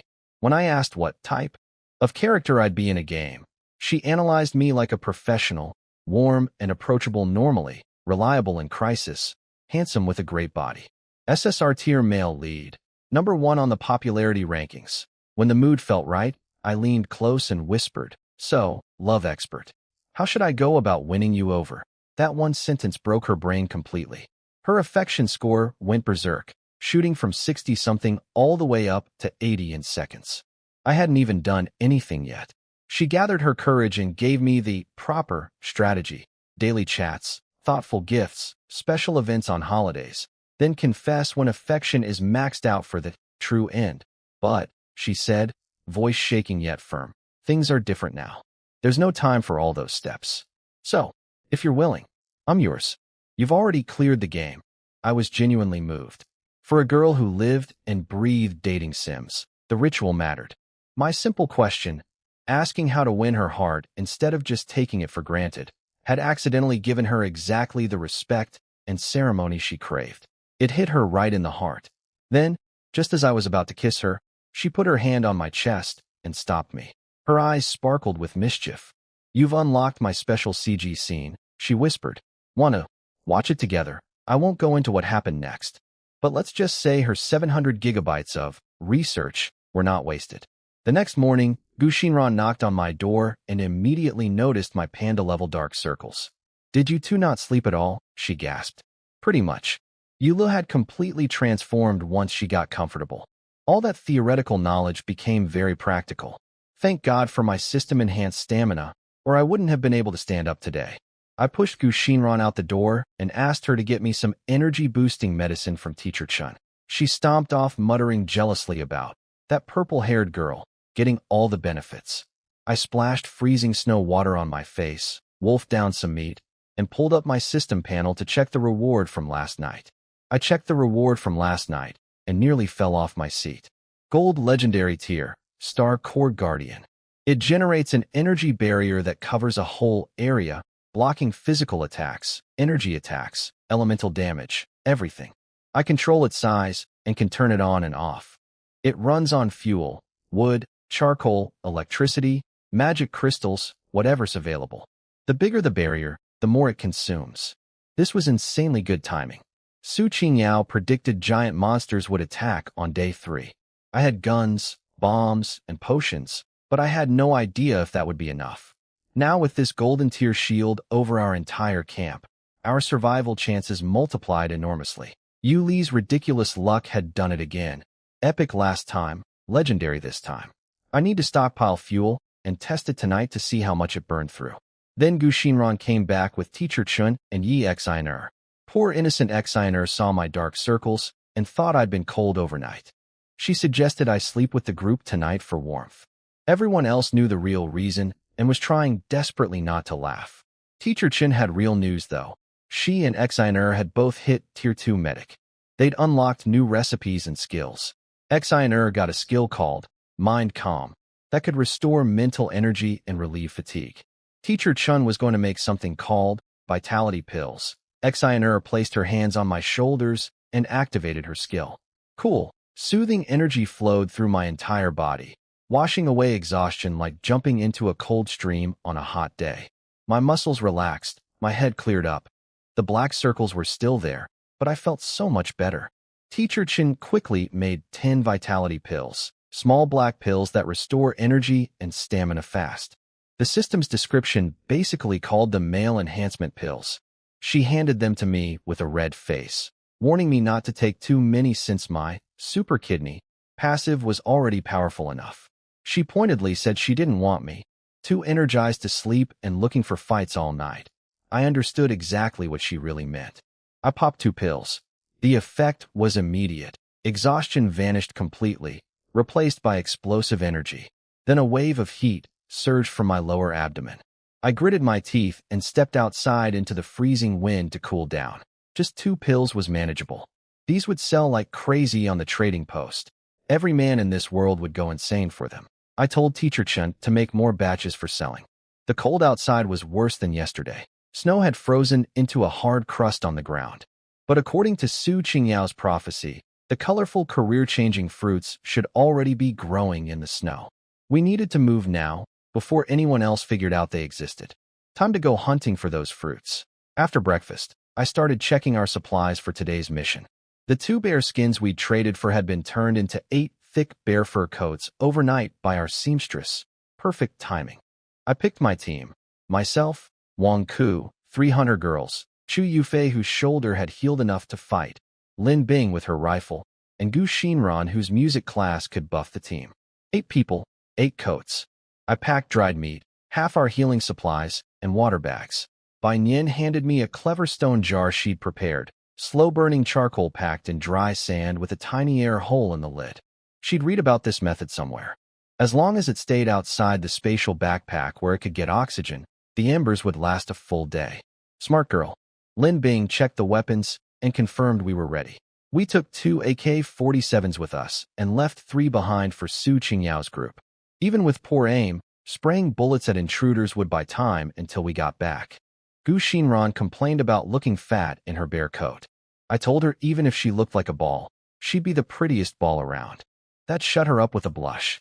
I noticed Chu Yufei stiffen, probably thinking she deserved that compliment as the second-ranked school beauty.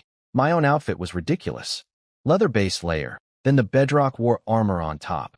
Heavy but reassuring. Then the bear coat over everything.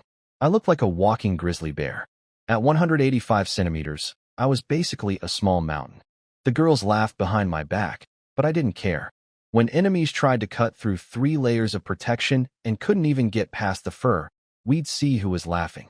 I said goodbye to Bai Nian and Xiner with tight hugs, then shut the stone door behind us. Su Qingyao had used her morning divination to locate the approximate position of the colorful fruits. They were near Xiao Boyu's camp, which was perfect. It saved us from searching blindly and lined up perfectly with the plan I'd been preparing. Move out, I called, and led the team into the frozen wasteland. Back at camp after we left, things stayed busy. Teacher Chun and Xiner kept making medicine while Bai Nian supervised the other girls' training. Apparently, Yulu finally stumbled out of my room looking like a zombie, legs shaking, barely able to stand, wrapped in a wolfskin blanket with her purple hair plastered to her face. The girls thought a monster had gotten in. Teacher Chin had to feed her 3 vitality pills and help her get cleaned up. The whole camp had a good laugh at my expense. Someone even asked if Yuli's condition counted as a workplace injury. Meanwhile, our expedition team was having its own problems. The snow had frozen into solid ice overnight, turning the ground into a skating rink. Gu Xinran went down first, flipping onto her back like a turtle. The bear coat cushioned her fall, but the sight was ridiculous. Almost everyone fell multiple times. Even I wiped out on a steep, icy slope. Only Lin Bing kept her balance perfectly, because of course she did. A trip that should have taken 15 minutes took almost an hour. By the time we reached an area with rocky hills on one side and pine trees on the other, everyone was exhausted from constantly falling and getting back up. We were close to the location Su Qingyao had divined. I signaled everyone to stop. Leah closed her eyes and activated her tracking skill, which could sense living creatures within 100 meters. She opened her eyes and reported quietly. 3 powerful creatures, about 100 meters ahead. They're all clustered in a very small area and aren't moving. They seem to be guarding something. My heart jumped. Guarding something. That had to be the colorful fruits. The area ahead was blocked by tall grass and rocky outcroppings. I couldn't see what was in there, and walking in openly would alert the guardians immediately. I made my calls quickly. Lin Bing and Chu Yufei would split off to find elevated sniper positions on the rocky hills for cover fire. Everyone else would crawl forward with me for a stealth approach. I gave the order and dropped flat onto the frozen ground. Even through the bare coat, the cold seeped in. I pushed aside dead grass and began crawling silently toward the unknown, 1 inch at a time. We crawled for about 15 minutes before I finally got a clear view through the dead grass. In a natural hollow surrounded by rocks, 3 fruit trees stood glowing with rainbow light: red, orange, yellow, green, blue, indigo, violet. Each tree had 5 or 6 fist-sized fruits shimmering with all 7 colors, dazzlingly bright against the gray-white snow. They looked like they hadn't ripened yet, which was probably why the guardians were still waiting. My heart pounded. These were the career-changing fruits from Su Qingyao's prophecy. Their value was beyond calculation. But between us and those trees crouched 3 massive creatures, arranged in a triangle formation around the fruit trees, motionless as stone statues. On the left was a gray-scaled beast the size of a full-grown bull, with thick pillar-like legs and a spiraling horn on its head. In the middle was a long, black lizard-like creature with ridiculously short legs, bony spikes down its back, and a tail ending in a massive spiked bone club. On the right was the scariest. Over 2 meters tall, covered in thick white fur that blended with the snow, built like a gorilla with huge arms and fangs jutting from its lips. All 3 were watching each other as much as they were guarding the trees. They'd apparently agreed to split the fruit, but didn't fully trust each other. That mutual suspicion kept their attention locked on the trees and on each other. They hadn't noticed us at all. I pulled out the wildlife encyclopedia and aimed it at them. The results blew my mind. The horned one was a mutant unicorn, elite tier. Skills: charge and trample. Weakness: thin belly armor, slow movement. The lizard was a mutant spike tail, elite tier. Skills: venom spray and bonehammer strike. Weakness: short legs, poor jumping ability. The white ape was a mutant snow ape, elite tier. Skills: ice breath and powerful tearing. Weakness: slow movement, afraid of fire. This encyclopedia wasn't just epic tier, it was broken. Showing skills and weaknesses? That doubled our odds instantly. 3 elite-level monsters, each with 2 skills. Way more dangerous than the goblin chief I'd fought before. A head-on fight would get someone killed. I opened the team chat. A feature Gu Xinran had helpfully pointed out earlier when I was trying to learn hand signals from Lin Bing. She'd said, just make a group chat. Turns out the system had a messaging function like a phone app. I also discovered she and Yu Lu had been running a secret 2-person gossip chat. I immediately ordered them to disband it and made a mental note to investigate further when we got back. I screenshot the encyclopedia info and sent it to everyone. Lin Bing's analysis came first. All 3 monsters were slow, and they wouldn't dare leave the fruit trees because they were watching each other. That was our biggest advantage. Chu Yufei reported she'd learned to fire 2 arrows simultaneously. Each had a 1/3 chance of being a fire arrow. Against the white ape that feared fire, she liked her odds at this distance. Wangku was ready to fight on my command. I took a deep breath and started planning. The monsters' mutual distrust was the key. We had surprise, we had information, and we had the initiative. A reckless charge would cost us lives. But a smart plan using what we knew about their weaknesses? An idea started forming in my head. I figured out the key to this fight. These 3 monsters weren't allies, they were rivals. They only tolerated each other because none could beat the other 2 alone. If we attacked just one, the others would sit back and watch, happy to have one less competitor for the fruit. I sent my plan through the group chat. Wang Ke's melee team would stay hidden. Me, Lin Bing, and Chu Yufei, the 3 ranged attackers, would focus all fire on the snow ape since it was weak to fire. Gu Xinran would hide behind a rock and play her flute to buff us and agitate the enemies. Everyone confirmed ready. I counted down. 3, 2, 1, go. Gu Shinran's flute music floated across the snowy field instantly. Her musician class had a passive effect. Allies who heard it became calmer and more focused, while enemies got irritated and distracted. Chu Yufei stood up from her sniper position with her bow fully drawn. 2 arrows knocked. She released them both. One burst into flames mid-flight like a tiny meteor and slammed into the snow ape's chest. Its thick white fur caught fire immediately, spreading fast. The second arrow was a poison shot. It sank into the ape's shoulder, releasing black toxic mist that visibly slowed its movements. At the same exact moment, Lin Bing and I opened up with both AK-47s from 2 different angles. The gunfire shattered the silence. Bullets tore into the ape's massive body in a steel storm. We had over 100 rounds between us, and we didn't hold back. And just as I predicted, the other 2 monsters stood up, looked our way, saw we weren't targeting them, and sat right back down. Their eyes were cold and greedy. One less rival meant more fruit for them. My plan worked perfectly. The snow ape was already critically wounded before it could even react.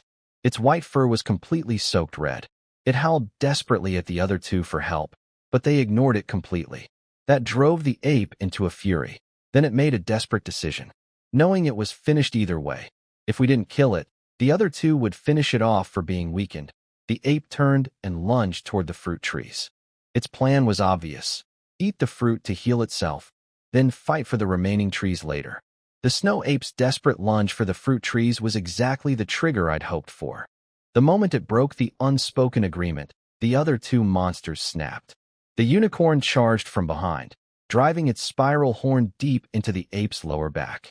The spiked tail swung its bone club hammer into the ape's ribs. The combined force sent the massive creature flying through the air, crashing into a boulder. The ape tried to stand but couldn't. A gaping hole in its back, caved-in ribs, it was barely alive.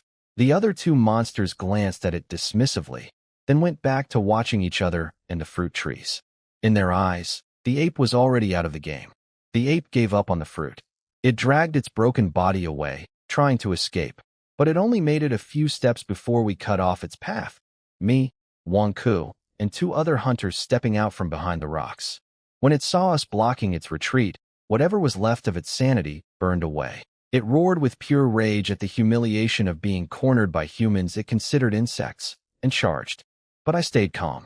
This thing was running on fumes, bullet holes, arrow wounds, poison, burns, and a massive gash from the unicorn's horn. It was a miracle it could still stand. Perfect opportunity to train the squad. Wang Ko activated her strength boost and grabbed Lei Kuan's heavy cleaver. She blocked the ape's rear. The 2 hunter girls flanked from the sides. I took the front. The ape swung at me with its massive claw. I blocked with my sword. The impact was enormous, driving me back 7 or 8 steps. But I held. Even nearly dead, this thing hit incredibly hard. I realized that to solo an elite-level monster, you'd need at least a level 3 special combat class. Ordinary fighters would need level 5 or 6. While it was focused on me, the 2 girls slashed at its existing wounds from the sides, reopening the deep gashes, making it bleed even more. When it turned to swat them, Wonka charged from behind with the cleaver, forcing it to spin around again. We kept rotating like this, pulling, slashing, exhausting it. The ape's roars grew weaker. Its movement slowed. Blood pooled beneath it like a small stream. Finally, after Wonka drew its attention from the front, the ape left its wounded side completely exposed. I moved instantly. No skills, no special techniques, just raw speed and precision. I drove my sword straight into the hole the unicorn had punched through its back, pushing the blade deep until I felt it shred internal organs. The ape froze. The madness drained from its eyes, replaced by empty gray. Then it collapsed like a falling mountain, shaking the ground and throwing up clouds of snow. The system notification appeared. Elite kill progress. 2 out of 3 completed for my level 4 upgrade. I pulled my blade free as warm energy flowed through me. My strength had grown again. 2 down, 1 more elite to go. 2 monsters left, and after what happened to the ape, they wouldn't be fooled the same way again. I had to fight them both at once. I chose to kill the spiketail first. Its venom spray was the bigger threat. I ordered Wong's group of 4 to hold the unicorn, while all ranged fire focused on its weak belly. I'd handle the spiketail alone. My first slash hit its head and slid right off. Its skin was like oiled iron, impossibly slick and hard. Before I could adjust, its bone club tail slammed into my chest. The impact launched me flying through the snow, carving a long trench. Everyone screamed my name. Wonka got distracted and took a deep gash on her shoulder from the unicorn's horn. But I was fine. The bedrock war armor absorbed the hit, and the bear coat cushioned the rest. The spiketail actually looked surprised that I got right back up. Then Lin Bing appeared beside me. She'd run out of bullets and come down from her sniper position with metal knuckle weapons. I told her to distract it while I looked for an opening to use blood burst slash on its neck, the only spot I could reach on this low-bodied creature. Lin Bing's fighting was something else entirely. No enhanced strength, no special abilities, just pure combat instinct built from years of training. She dodged every attack by the smallest possible margin, reading the monster's moves before they happened. I realized I still had so much to learn. She created my opening. I unleashed Blood Burst Slash. The blood-red blade cut through its supposedly bulletproof skin like paper, splitting its skull nearly in half. Brain and blood sprayed everywhere. Lin Bing jumped on top of it and started punching its remaining eye with her metal knuckles. I called out that I needed the kill for my upgrade. Progress was 2 out of 3. She immediately backed off. I raised my sword for the finishing blow. But right as I swung down, the dead creature's tail whipped out one final attack. A poison bone spike and a spray of black venom aimed directly at my back. Lin Bing saw it. She could have dodged easily, but if she moved, it would hit me instead. She chose not to dodge. The spike buried itself deep in her side, near her ribs. Black poison splashed across her, seeping into the wound. My blade fell at the same instant, severing the creature's head completely. The system chimed. Level 4 Blood Warrior achieved. This time I could pick 2 skills at once. The next upgrade would require a 100-year Blood Spirit Mushroom and killing a commander-level creature. Level 5 would massively boost my body again and upgrade 1 skill to Silver Tier. But I couldn't care about any of that right now. I turned and saw Lin Bing swaying, her face deathly white. The first time I'd ever seen her look anything but composed. A jagged black spike protruded from her ribs, and dark liquid was eating through her bare coat. Lin Bing, I grabbed her before she fell. She was breathing hard, but her words were steady as ever. Don't worry about me.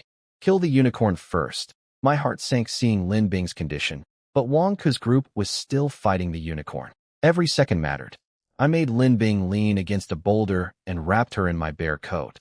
The fighting had warmed me up enough to handle the cold briefly. Then I dove into the upgrade menu. 2 skill picks this time. The first choice was instant, Blood Warning, a passive skill. 70% chance to sense any incoming attack before it hits, showing a red glow indicating the direction. Each successful dodge temporarily boosts my physical ability by 2%, stacking up to 10 times per fight. This was exactly what I needed. I'd watched Lin Bing dodge like a ghost using pure instinct built from years of training. I couldn't get there through practice alone. This skill was my shortcut. And at level 5, I could upgrade 1 skill to Silver Tier, potentially pushing that 70% even higher. Maybe someday to 100. For the second pick, I chose Blood Domain Sense, a passive that lets me detect every living creature within 50 meters, including hidden enemies, plus 50% bonus damage against badly wounded targets. Before, I'd skip this because I lacked the raw power to use it. Now I had plenty of offensive ability, and the execution bonus would be devastating. 1 defensive, 1 offensive. Perfect combination. The moment both activated, my perception of the world transformed completely. Without turning around, I could feel Lin Bing's life force, weak, chaotic, being eaten by poison. I sensed Wonka's energy fading, the other girls exhausted and wounded. And the unicorn, still burning with power, barely damaged, just growing frustrated. For injured girls against a nearly untouched elite monster. Chu Yufei's arrows bounced off its scales unless she caught its soft belly during the split second it reared up. Wonka shouted that her strength boost was about to expire. Time was up. Get clear, I roared. All 4 girls scattered instantly. I launched myself onto the unicorn's back before it could react. Blood Mist Domain, activate. Dense red fog exploded outward, swallowing everything within 3 meters. Inside the fog, the unicorn couldn't see, hear, or sense me. My stealth effect kicked in, erasing my presence entirely. Gu Shinran's distant flute music kept scrambling its nerves from outside. The beast went completely berserk. It felt something on its back, but couldn't find it. It charged blindly into rocks, nearly fell into ice holes, thrashing like a headless fly. I clung to its back like I was riding the world's worst roller coaster, my organs getting shaken loose. After 2 full minutes of insane bucking, the unicorn finally collapsed against a massive black boulder, legs giving out, gasping for air. Now, my bloodburst slash was still on cooldown. I needed a guaranteed kill another way. I pulled out the poison bone spike I'd just extracted from Lin Bing's side, still dripping with black venom that had nearly killed her.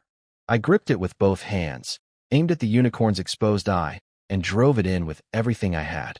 The poison bone spike sank deep into the unicorn's eye. Hot, foul liquid exploded across my face. The beast screamed and thrashed with its last burst of strength, bucking me off its back. I flew through the air and crashed into a snowbank, spitting blood. That impact rattled every organ in my body. But the poison spike was now buried in its brain.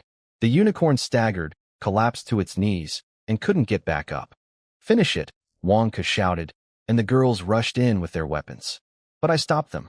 I told Chu Yufei to take the kill instead. She needed one more elite kill for her own upgrade, and the rest of the team could level up on regular creatures. No point wasting an elite kill on them. Nobody complained. They held the dying beast down while Chu Yufei drew her bow one final time. An ice arrow straight through its remaining eye. The unicorn went still. The fight was over. Everyone collapsed in exhaustion. The 3 rainbow fruit trees glowed beautifully in the center of the hollow, their prizes waiting. But I didn't even glance at them. I was already sprinting toward Lin Bing. When I reached her, my stomach dropped. In just those few minutes, she'd gotten much worse. The black poison had spread across her bare coat. Her face was completely colorless, lips turning blue-purple. Her breathing was barely visible. I checked, still alive, barely. She cracked her eyes open and spoke in a whisper, still calm despite everything. "The poison is spreading. Use a knife. Cut away all the rotted flesh around the wound. Then let the blood drain." She wanted me to carve out the poisoned tissue, the oldest, most brutal method of dealing with venom. No antidote available, so the only option was to physically remove every bit of contaminated flesh before the toxin reached her whole bloodstream. The problem was where the spike had hit, her left side, close to her chest. Treating it meant I'd have to. She saw my hesitation. No embarrassment, no awkwardness on her face. Just survival instinct. "Hurry up," I snapped out of it. Saving her life mattered more than anything else right now. I sent Wang Ku to find our fire starter jar and build a fire nearby. Then I carefully pulled the bare coat from under Lin Bing and folded it into a cushion beneath her to insulate her from the frozen ground. I steadied my breathing, kept my hands perfectly still, and removed her upper garments to access the wound. I forced my eyes to focus only on the injury. Lin Bing weakly handed me a dagger from somewhere on her person. "Use this," she whispered. It was much better suited for precision work than the machete I'd been reaching for. Of course, she had a hidden dagger.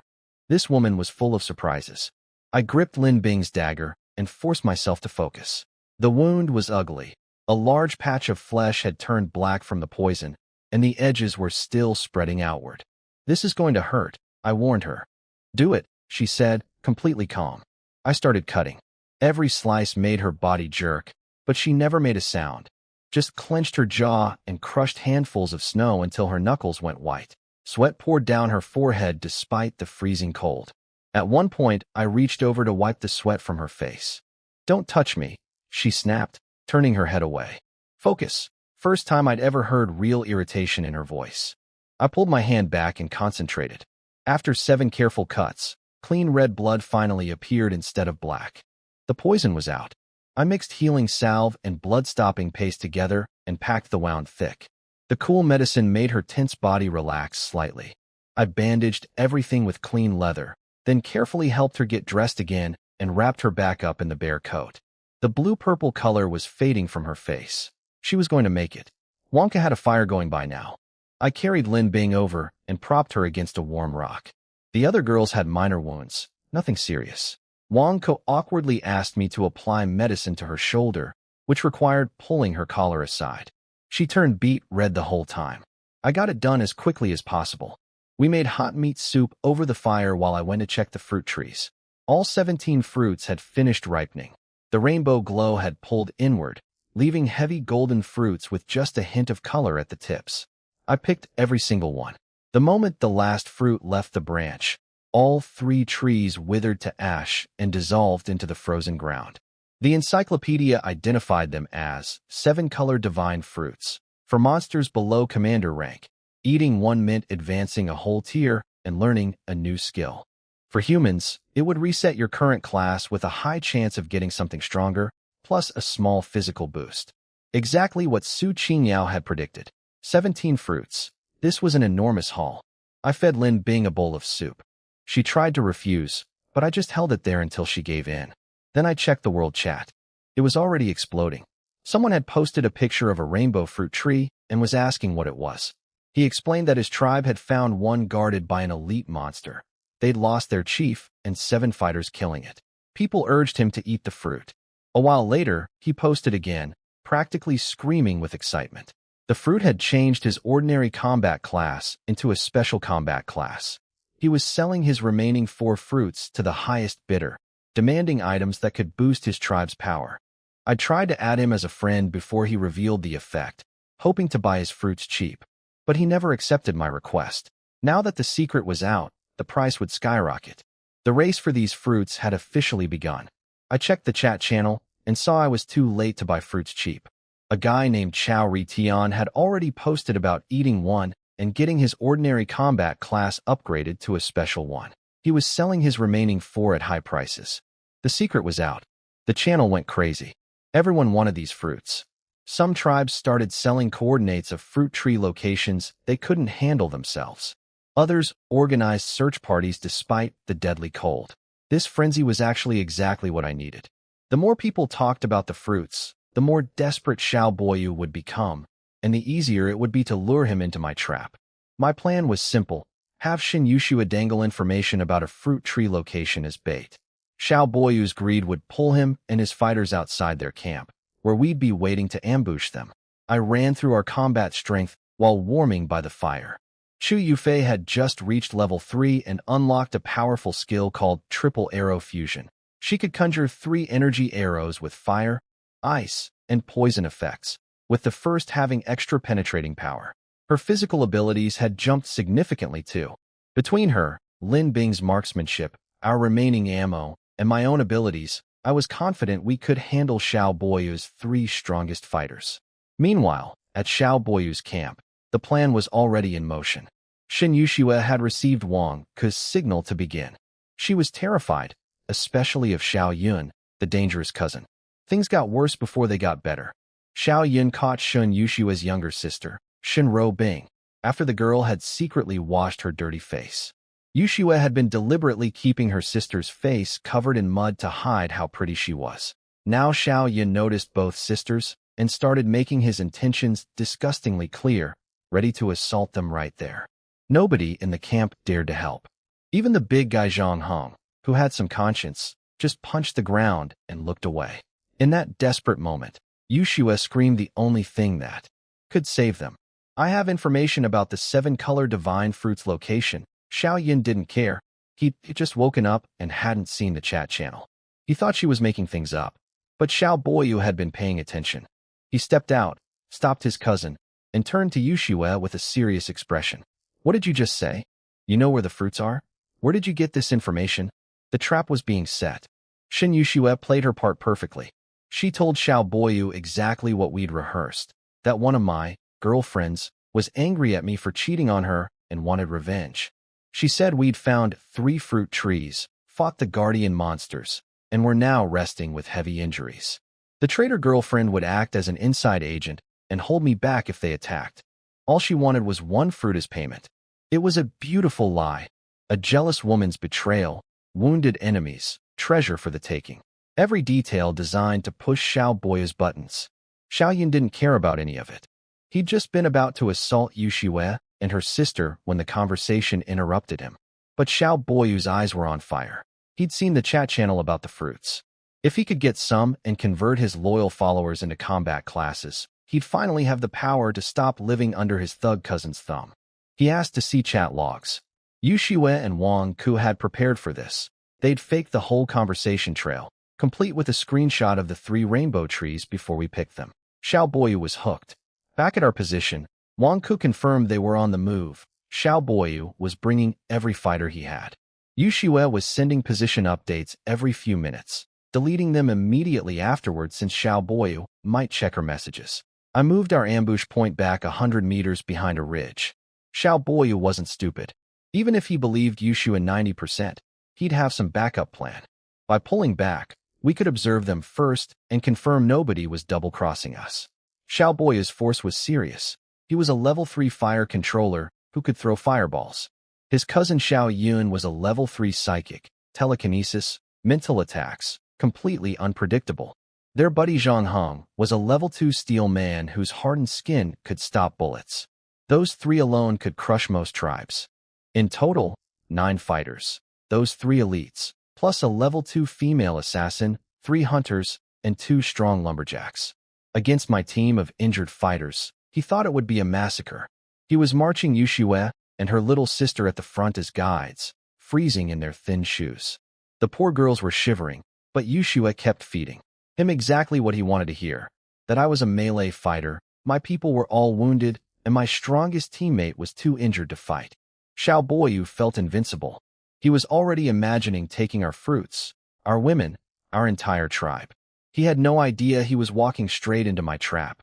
"They're coming," Chu Yufei whispered. Her enhanced vision caught them first, but I spotted them too, a line of figures trudging through the snow. Gu Xinran cursed under her breath when she saw Xin Yushue and her little sister being shoved out front as human shields. The other girls clenched their fists in anger. As they entered the original ambush zone, I watched Yushue's steps slow slightly. Xiao Boyu shoved her forward roughly. She flinched but kept walking, pulling her sister along. That told me everything. She hadn't betrayed us. I signaled everyone to stay low. "When we attack, everyone focus fire on Xiao Yun first," I ordered quietly. "He's the psychic, the most dangerous one. Kill him fast, then switch to Xiao Boyu. I'll deal with the steel man last." My blood domain sense picked up 11 life signals approaching. Yu Shue and her sister were barely alive, cold, starving, flickering like candles in the wind. The big guy Zhang Heng's blood energy was blazing hot behind them. The moment they stepped into Chu Yufei's optimal range, I gave the order. "Now." Chu Yufei stood and drew her empty bowstring. 3 energy arrows materialized from nothing: fire, ice, and poison, fusing into a single devastating beam aimed straight at Xiao Yun, who was still complaining about the weather. At the same instant, Wang Ku and I opened fire with both AK-47s. I locked my barrel on Xiao Boyu. "Ambush!" Xiao Boyu screamed, but too late. Xiao Yun never even saw it coming. The triple-element arrow punched a bowl-sized hole clean through his chest. Fire charred the edges. Ice shattered his organs. Poison blackened his skin. He looked down, tried to speak, and collapsed face-first into the snow. Their strongest fighter, dead without using a single skill. Their formation exploded into chaos. Bullets cut down a lumberjack and a hunter instantly. A female assassin vanished into stealth. I'd have to watch for her. Zhang Heng roared and activated his steel skin. His whole body turned metallic as he charged straight at our position like a raging bull. Bullets bounced off him with metallic clinks, doing absolutely nothing. Yushua saw her chance. She grabbed her terrified sister and threw them both into a ditch, pressing flat against the ground. Xiao Boyu took a bullet in the shoulder and dove behind a rock. He stared up at me through bloodshot eyes, face twisted with rage and disbelief. "Lin Qing, you dare ambush me?" Xiao Boyu was losing his mind behind that rock. His brilliant cousin Xiao Yun was dead before he could even use a single skill. 4 of his fighters were already down from our gunfire. He was screaming at Zhang Heng to kill me while clutching his bullet-wounded shoulder, desperately calculating his remaining options: his own fire attacks, the invisible assassin Chao Meng, and Zhang Heng's invincible body. I put away my rifle and faced Zhang Heng head-on. Bullets literally bounced off his metal skin. He charged at me using some kind of ramming skill, like a speeding truck. I dodged at the last second. He smashed straight through a boulder behind me, exploding it into rubble. If I'd taken that hit directly, Even my bedrock armor might not have saved me. He taunted me for only dodging, so I kicked snow and dirt into his face. While he was blinded and rubbing his eyes, I threw corrosive bombs right at his face. The acid hit his eyeballs. No metal skin could protect those. He screamed and rolled on the ground in agony. I tried slashing him with my sword. Sparks flew, but barely left a scratch. His whole body was basically armor. Then I noticed it. As he thrashed around, certain spots on his body had dimmer metallic shine. Weak points. I activated Blood Burst Slash and aimed for the junction at his neck, where the metal coating looked thinnest. The impact almost ripped the sword from my hands, but I forced it through. The blade cracked through his defense and bit deep into his neck. His body stopped moving, the metal glow faded, and he went still. Honestly, Zhang Heng seemed like the most decent person in Xiao Boyu's group, just a loyal follower who picked the wrong leader. But this world doesn't reward good intentions on the wrong side. I was catching my breath when my blood domain sense detected something terrifying. A faint blood signature was moving toward me, close, getting closer. But when I looked up, I saw absolutely nothing. An invisible person. I quickly counted bodies.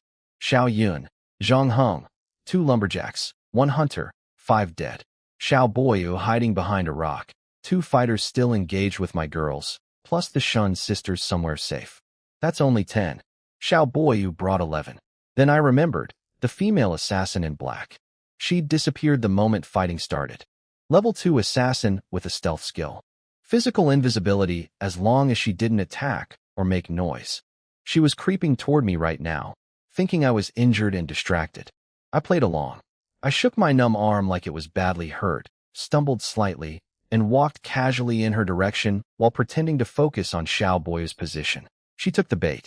I could sense her blood signature crouching low in the snow, waiting for me to pass so she could stab me in the back with a poisoned dagger.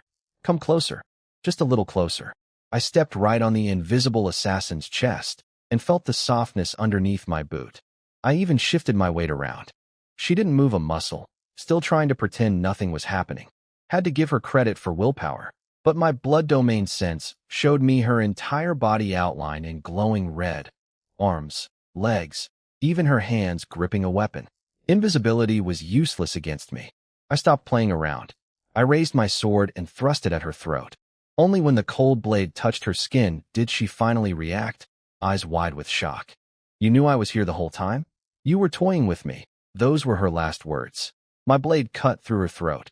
Her body slowly became visible as she died, a slim woman lying in a pool of blood in the snow.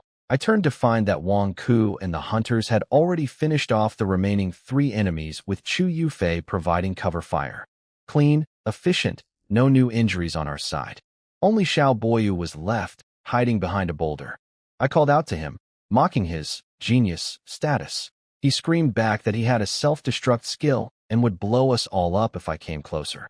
I didn't know if that was real or a bluff, so I pulled everyone back to a safe distance. Wang Ke volunteered to rush him, but I held her back. No need to risk it when we could just wait him out. Then a single gunshot cracked through the air. A thud behind the rock. Xiao Boyu's body slumped into view with a bullet hole in his forehead. Everyone looked around, confused. Then Liu appeared, supporting a deathly pale Lin Bing. She dragged herself over despite her injuries. I did it, Lin Bing said quietly. It's my passive ability. She explained that as a mechanic, she could remotely control mechanical objects, including guns. She'd operated a rifle from a distance without touching it. The accuracy wasn't as good as shooting normally, which was why she'd never used it before. But at this range, against a stationary target, it was more than enough. This opened my eyes to how powerful the mechanic class could be. Lin Bing needed metal and electricity to build her own weapon for her level 2 upgrade.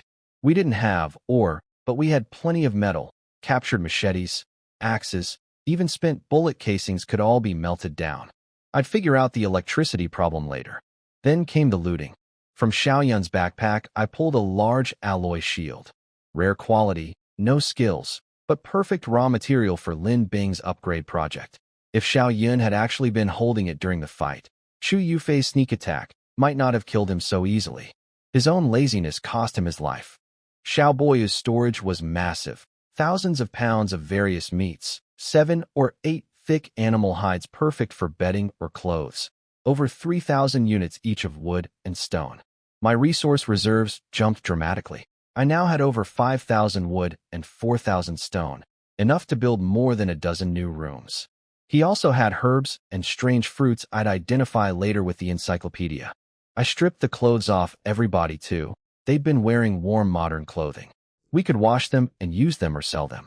Then two mud-covered figures crawled out of the grass. Shin Yuxue and her little sister Shun Robing. They'd made it.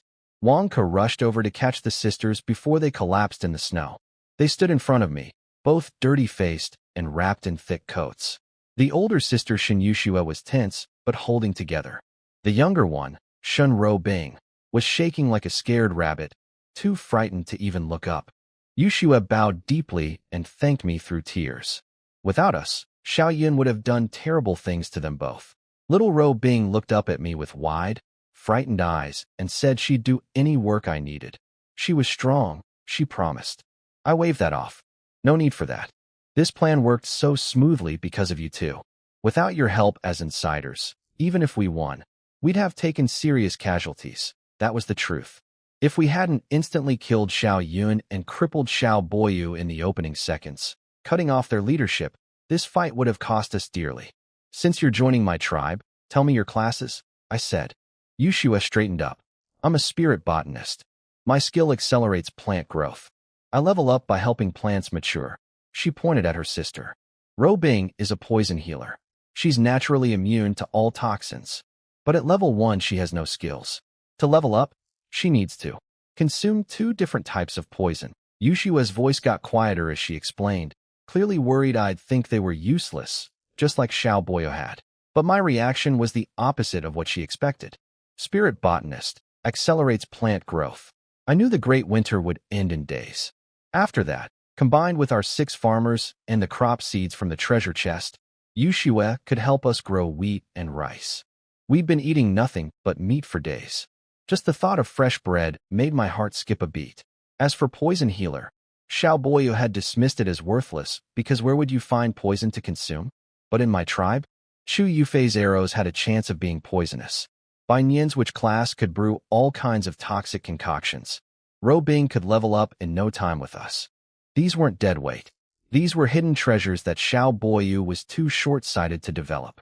In his mind, the sisters were his property who couldn't run away, so he'd use them. Later, his loss, my gain. Just like that, the Shin sisters officially joined our tribe. We now had 41 members, 40 girls and me. Gu Xinran raised the question everyone was thinking, what about the rest of Xiao Boyu's tribe back at their camp? She had a point. We'd killed the leadership, but there could still be loyalists who'd cause trouble later. The problem was, we were exhausted, skills on cooldown, energy drained, Lin Bing badly wounded. Going there now wasn't smart. Shin Yuxue spoke up quietly. She said most people in that tribe actually hated Xiao Boyu and Xiao Yun. The only true loyalists left at camp were 3 or 4 men and 2 girls who'd been abused by Xiao Yun and then turned into his enforcers. Everyone else was just too scared to fight back. Gu Xinran's tough attitude softened immediately. They're just students like us. Slaughtering them doesn't feel right either. Yuxue suggested I absorb them into our tribe, but the girls shut that down fast. They didn't want strange men joining, and we weren't ready for a big expansion. But I'd already thought of a better solution. I told Yuxue to contact the survivors and deliver my message. Xiao Boyu and all his fighters are dead.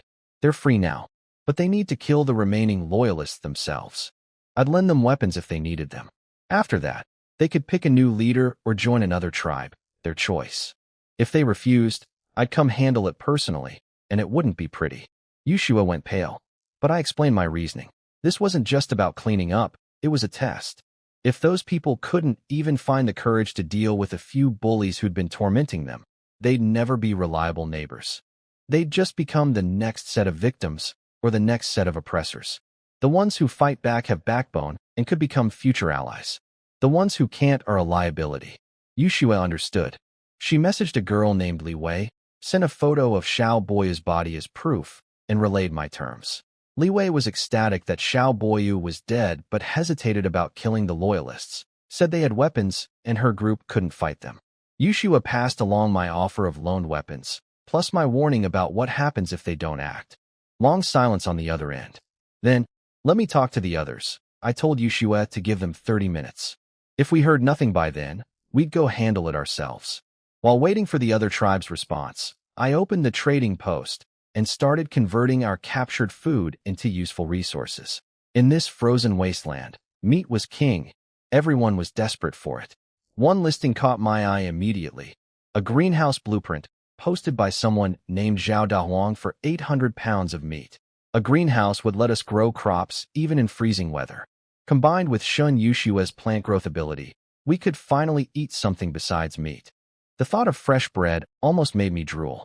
I haggled him down to 400 pounds, but then he sent a message explaining his situation. He was an older guy protecting some high school kids, all injured, nearly starving. Something about his honest face and the way he worried about those kids reminded me of my own parents. I deleted the 400 and sent 600 instead. He freaked out, tried to return the extra, but I told him to just stay alive. Sometimes doing the decent thing matters more than saving resources. Then Yushua got the reply we'd been waiting for. The survivors in Xiao Boyu's camp had agreed. They'd organized themselves, caught the loyalists off guard while they were drinking, and killed them all. Even the 2 girls who'd helped Xiao Yun abuse others were dealt with. They returned the borrowed weapons and sent photos as proof. That settled everything. Xiao Boyu's old tribe was now leaderless, but free, and effectively a satellite outpost for us, an early warning system 2 kilometers out. On the way back, I leveled up Shun Ro Bing. I got the poisonous fruit that had given Gu Shinran diarrhea on day 1, plus a poison-tipped arrow from Chu Yufei. Ro Bing ate the fruit and licked the arrow, making the most disgusted face, but it worked. She hit level 2 and unlocked an incredible skill called All Poisons Return to 1. It stored every poison she consumed inside her body permanently, then could release them all at once as an attack. More poison types and quantity meant stronger attacks. The ceiling on this skill was terrifyingly high. We made it back to camp at dark. The girls swarmed us with questions. I announced that Xiao Boyu was dead and introduced the Shin sisters. When I mentioned they were both special classes, everyone's eyes lit up and the welcome was overwhelming. Bai Nian, ever the gracious leader of the group, took the sisters to wash up with warm water by the fireplace. They nearly cried at the simple luxury of a bath after days of living in filth. I sat down with Su Qingyao to finalize our food for weapons trading scheme. Then Bai Nian came over and sat beside me, looking like she had something important to say. Before she could speak, I pulled her onto my lap and kissed her, long and deep. By the time I let go, she was completely flushed and breathless. "What did you want to tell me?" I asked. She buried her face in my chest, took a moment to recover, then looked up with pink cheeks. "Lin Qing, I think I'm pregnant." My brain went completely blank. Then the system chimed. "Congratulations on successfully conceiving your first offspring. You have received your heir's class talent, Lightning Mage." I stared at the notification, completely stunned. I had an heir, and I'd copied their class talent, Lightning Mage. It hit me fast. The system didn't wait for the baby to be born. It counted from the moment the child formed inside the womb. And my special ability let me copy my children's class talents. So now I had a brand new combat class on top of everything else, and this one was ranged. I wasn't just a close combat fighter anymore. Bai Nian thought my silence meant I didn't believe her. She started explaining nervously. She'd felt nauseous after eating this morning, and Teacher Chun confirmed it looked like pregnancy. Before I could even respond, the news spread through the room like wildfire. Every girl crowded around Bai Nian like she was made of glass. Gu Shinran dove onto Bai Nian's belly, pressing her ear against it, then claimed she could hear the baby moving. "That's intestinal movement, you idiot." I flicked her on the head. Even with the shortened pregnancy cycle in this world, she's only been pregnant 2 or 3 days. There's nothing to hear. She argued back with some nonsense about my children being special, and everyone laughed. The mood was pure joy. I held Bai Nian gently and told her to rest, eat well, and let Teacher Chun and me handle tribe business. She blushed and said I was being dramatic, but I could tell she was happy. I noticed Yi Xnr in the corner, touching her own flat stomach with a wistful look, wondering when she'd get pregnant too. Then she glanced down at her chest and looked discouraged. She was clearly worried about feeding a baby someday. Poor girl. Yulu was having her own internal struggle. She wanted to get pregnant too after our night together, but then she remembered that pregnancy would mean no more activities. The memory of last night clearly made that a hard trade-off for her. I pulled up the Lightning Mage info. Level 1 gave me 99% lightning immunity and 1 attack skill, Lightning Orb. I could charge an electric ball at my fingertip and launch it. It caused paralysis and burns, with a 10-minute cooldown. To level up, I just needed to participate in killing 10 normal tier creatures. I opened my palm. A crackling blue ball of electricity appeared, sparking and popping. The whole room lit up for a moment. I walked to the doorway and flicked it at the snow outside. It exploded into a small scorched crater, smoking faintly. The raw damage was modest, but the paralysis effect and speed were the real weapons. Almost impossible to dodge. And with only a 10-minute cooldown, I could use it frequently. The upgrade requirements were simple too, much easier than my Blood Warrior class. I planned to take a team out this afternoon to grind kills and push the mage class to level 2. Lunch was incredible. Most of the elite monster meat got traded through Su Qingyao's scheme for weapons and ammunition. We kept 1,000 pounds each of unicorn and spike-tail meat plus 3 elite magic crystals. The white ape meat we sold entirely. Nobody wanted to eat something that humanoid. The unicorn meat was firm and savory when roasted. The spike-tail's tender flesh under its armor was sliced into translucent sashimi, melt in your mouth delicious. Both our cook girls leveled up after preparing the meal. Our 2 cook girls leveled up after preparing the elite monster meat. One unlocked Sichuan cuisine mastery, the other Cantonese cuisine. Our meals would finally go beyond plain roasted meat. For lunch, we had roasted unicorn steak, spike-tail sashimi, white liquor, and even Coca-Cola. Yulu had pulled a whole case of 36 bottles from the daily lottery. I let everyone have half a cup of whatever they wanted to celebrate our victory. The Shin sisters ate with tears streaming down their faces. Ro Bing could barely talk with her cheeks stuffed full, sobbing about how they'd only had moldy bread at Xiao Boyu's camp. Bai Nian elbowed me and whispered that we needed to feed them more. They were skin and bones. I put the biggest piece of meat in Ro Bing's bowl and told them this was home now. After everyone was full and happy, I dumped all 17 rainbow fruits onto the floor. The room went dead silent. You all know what these do, I said. They can reset your class. This is a chance most people would kill for. Anyone who wants one, come take it. But understand the consequences. If you're a support class and get a combat class, you fight on the front lines from now on. If you're combat and get support, you stay in the back. No cowards in combat roles. No slackers in support roles. Anyone who doesn't pull their weight gets expelled from the tribe. Who wants to take this risk? Silence. Most of the support girls looked down. They'd gotten used to mining and chopping wood. Fighting monsters was terrifying. Wangke stepped forward first, zero hesitation. She'd seen on the chat channel that combat class holders who ate the fruit had a high chance of getting a special combat class. She wanted to be the sharpest blade in my arsenal. The 3 other hunter girls followed immediately. Then, to my surprise, 5 support class girls volunteered too. 2 farmers, a miner, and even a medic named Lu Xiaoyi who pushed up her glasses and declared she'd rather punch people than heal them. That got a good laugh. 9 volunteers total. I handed out 9 fruits. Their hands were trembling as they held those glowing, fragrant fruits. Their lives were about to change completely. I still had 8 fruits left. All 9 girls ate their fruits. The transformation was dramatic. Rainbow light burst from their bodies, wrapping them in glowing cocoons. Wonka went first. When her light faded, she was completely different. Her new class was Demon Hunter, a special combat class. Her old hunter's machete had transformed into a massive, intimidating horse-cleaving saber. Gu Xinran was practically drooling over how cool she looked. The 3 other former hunters all got the same class, Jungle Stalker. Not as raw powerful as Wangke's Demon Hunter, but focused on speed, stealth, and guerrilla tactics. It made sense. Hunter classes seemed to refresh into similar agility-based roles. Having different types of fighters was exactly what I needed. The former miner girl Gung Rue had the most visible change. She was already nearly 178 centimeters tall, and now her muscles bulged against her leather clothes. She'd become a knight, ordinary combat class, but with a spear and solid defense. The 2 farmer girls both became archers, ordinary combat class, but a huge upgrade from being unarmed. The only disappointment was Lu Xiaoi, the medic who wanted to fight. She got priest, another support class. She looked heartbroken. I tried to comfort her, saying priests might unlock attack abilities at higher levels. The other girls huddled around her, but there was nothing we could do. The fruit randomized classes, you couldn't choose. All three former support girls thanked me with shaking voices.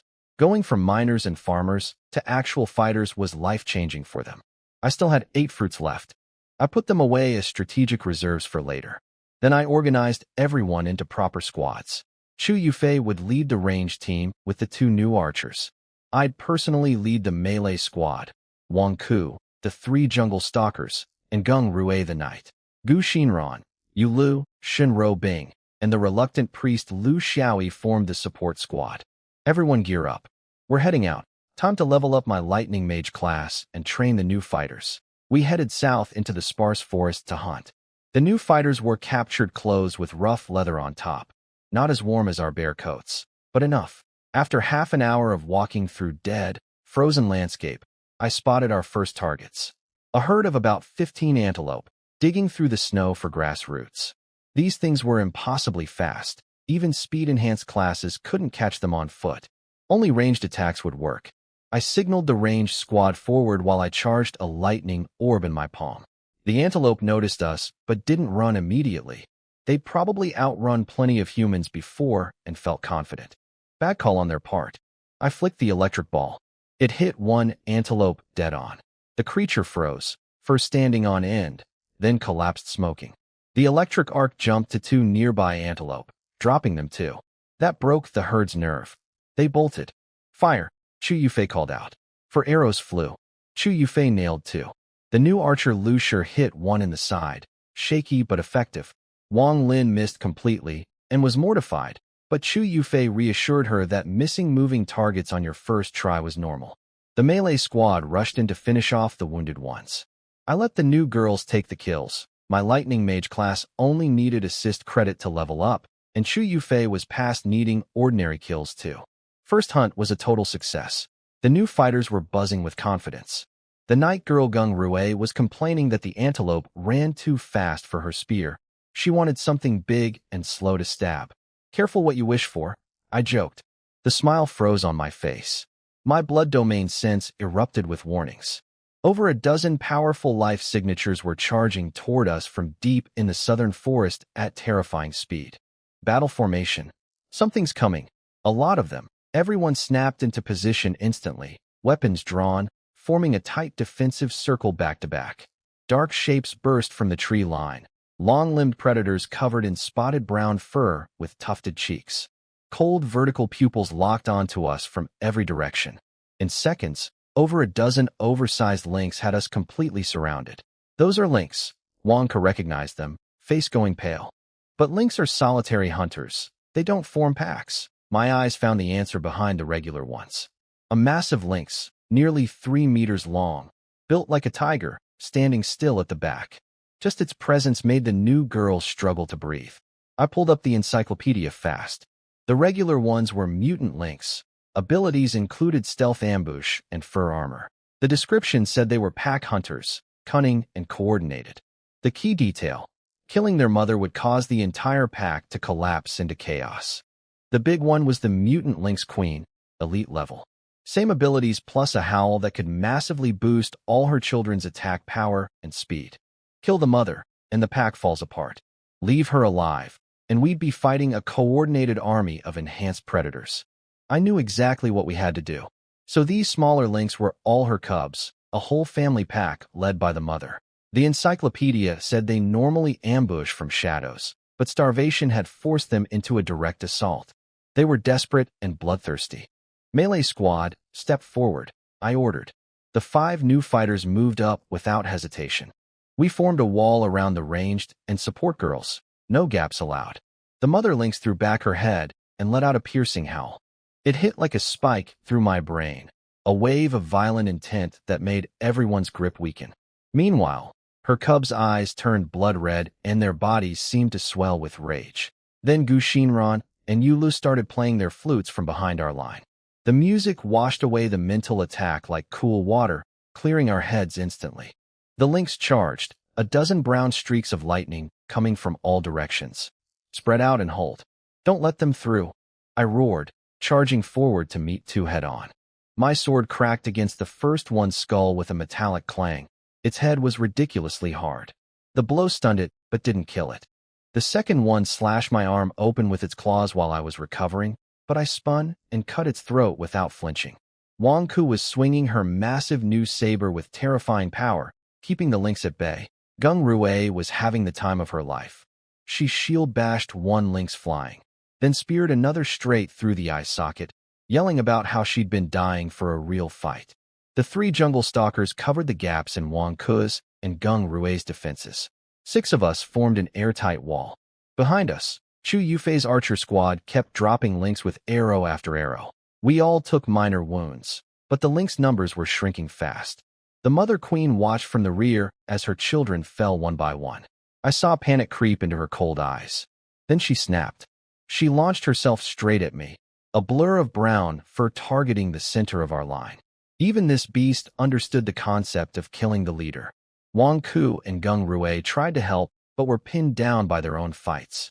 From the inner circle, Chu Yufei fired 3 arrows in rapid succession, and little Shun Ro Bing concentrated hard, forming a spinning black ball of condensed poison in her tiny palm and hurling it forward.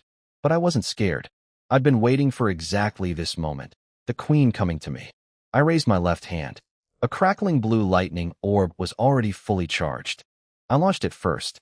The electric ball hit the queen mid-leap, locking up her entire massive body. Her fur stood on end as electricity arced across her. Her momentum died instantly, and she crashed into the snow.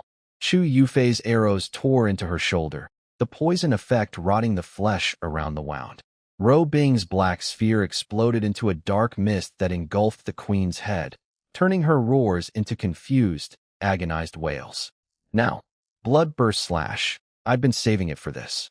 I leaped out of the defensive line, soaring high, my blade blazing with blood-red light cutting a terrifying arc against the white snow, and brought it crashing down on the paralyzed queen. My bloodburst slash split the lynx queen clean in two. The moment she died, her remaining cubs panicked and tried to flee. I let the new fighters chase them down for the kill experience. Building their strength mattered more than my own small power gains. The elite queen kill went to Chu Yufei for her upgrade progress. When the last lynx fell, everyone collapsed onto the snow, gasping. It felt like a dream. Lu Xiaoyi, our reluctant priest, offered to heal everyone with her group skill, but its range was tiny. Wonka suggested we all hug together to fit inside it. Before I could react, she wrapped her arms around my waist from behind. Gung Rue grabbed my arm from the side. The 3 jungle stalkers piled on too. I was completely buried in 5 girls, frozen stiff, afraid to move. Gu Xinran screamed from nearby that her heart was wounded and needed hugging too. Yula licked her lips suggestively. Chu Yufei kicked them both and told everyone to behave. We headed home, but the blood on us acted like a dinner bell. Several more beast packs attacked along the way, all manageable until the very end. 2 elite-level tigers had been stalking us from 200 meters back, outside even my blood domain sense range, waiting until we were exhausted to ambush us. We killed them, but it cost us everything. Even I took a heavy blow through my armor that left me coughing up blood. Gung Rue couldn't even hold her spear anymore. Lu Xiaoyi drained every last drop of healing energy she had. Then the weather turned savage. We'd missed our window to get home safely. Wind and snow became a screaming white wall. You couldn't see or hear the person next to you. Temperature was dropping at a terrifying rate. Su Qingyao had said tomorrow would bring the worst cold, but this was already brutal. I sent a message through our group chat since shouting was useless. Everyone hold hands, form a chain, don't let go. Chu Yufei would lead. Back when we dated, we used to hike mountain trails together, and she had an almost supernatural sense of direction. That talent was now our lifeline. Wang Ke took point with the big alloy shield, blocking the wind. She held Chu Yufei's hand, who held Gu Xinran's, and so on down the line. The smallest girls, Yulu, Lu Xiaoyi, and little Ro Bing, went near the back. I grabbed Ro Bing's freezing little hand and took the very last position, watching for danger behind us. The world disappeared into white chaos. The only thing connecting us was the desperate grip of each other's hands, a chain of life pulling us through the storm toward home. I don't know how long we stumbled through that blizzard. My entire body was numb. I could barely feel myself existing anymore. Just when my consciousness started fading, Chu Yufei's message appeared in our group chat. A few hundred meters left. Hold on. That message hit like adrenaline straight to the heart. Everyone found one last reserve of energy. When the glow of our tribal fire finally pierced through the snow, Su Qingyao screamed from the gate that we were back. Bai Nian and Exiner threw on furs and rushed out to meet us. We practically collapsed around the fire, shaking uncontrollably. Shin Yushua panicked when she couldn't find her sister. Then I stepped aside and carefully lowered little Ro Bing from my back. She'd fainted from the cold halfway home, and I'd carried her the rest of the way. Yushua grabbed her sister and sobbed, bowing to me over and over. I spotted Bai Nian standing in the freezing wind and immediately pulled her inside. You're pregnant. What are you doing out here? Once the stone door slammed shut behind us, the silence was almost surreal. We were safe, but everyone's clothes were soaked through from melted snow and ice. Teacher Chen rushed over with hot soup and told everyone to strip off their wet clothes immediately or risk getting sick. The newer girls hesitated, glancing at me. I didn't overthink it. With Bai Nian's help, I peeled off my soaked gear and armor down to my shorts and went straight to the fireplace.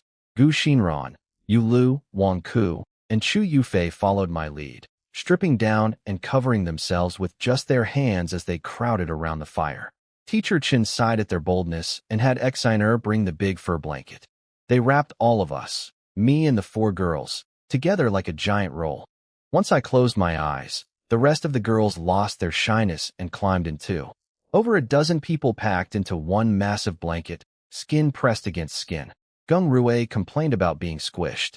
Wang Ke told her to leave if she didn't like it, then grabbed something that made Gung Rue yelp. Yulu whispered in my ear, asking how it felt being surrounded by so many girls. Chu Yufei immediately pinched her. We drank scalding ginger soup that Teacher Chen handed around. The cold finally left our bones, replaced by real warmth, from the fire, from the soup, from each other. I leaned back against the pile of warm bodies, letting the peaceful chaos wash over me. We'd made it home alive. Then I quietly opened my class panel to check my progress. My Lightning Mage class hit level 2. The upgrade slightly boosted my mental strength, and I got to pick a new skill from 3 options.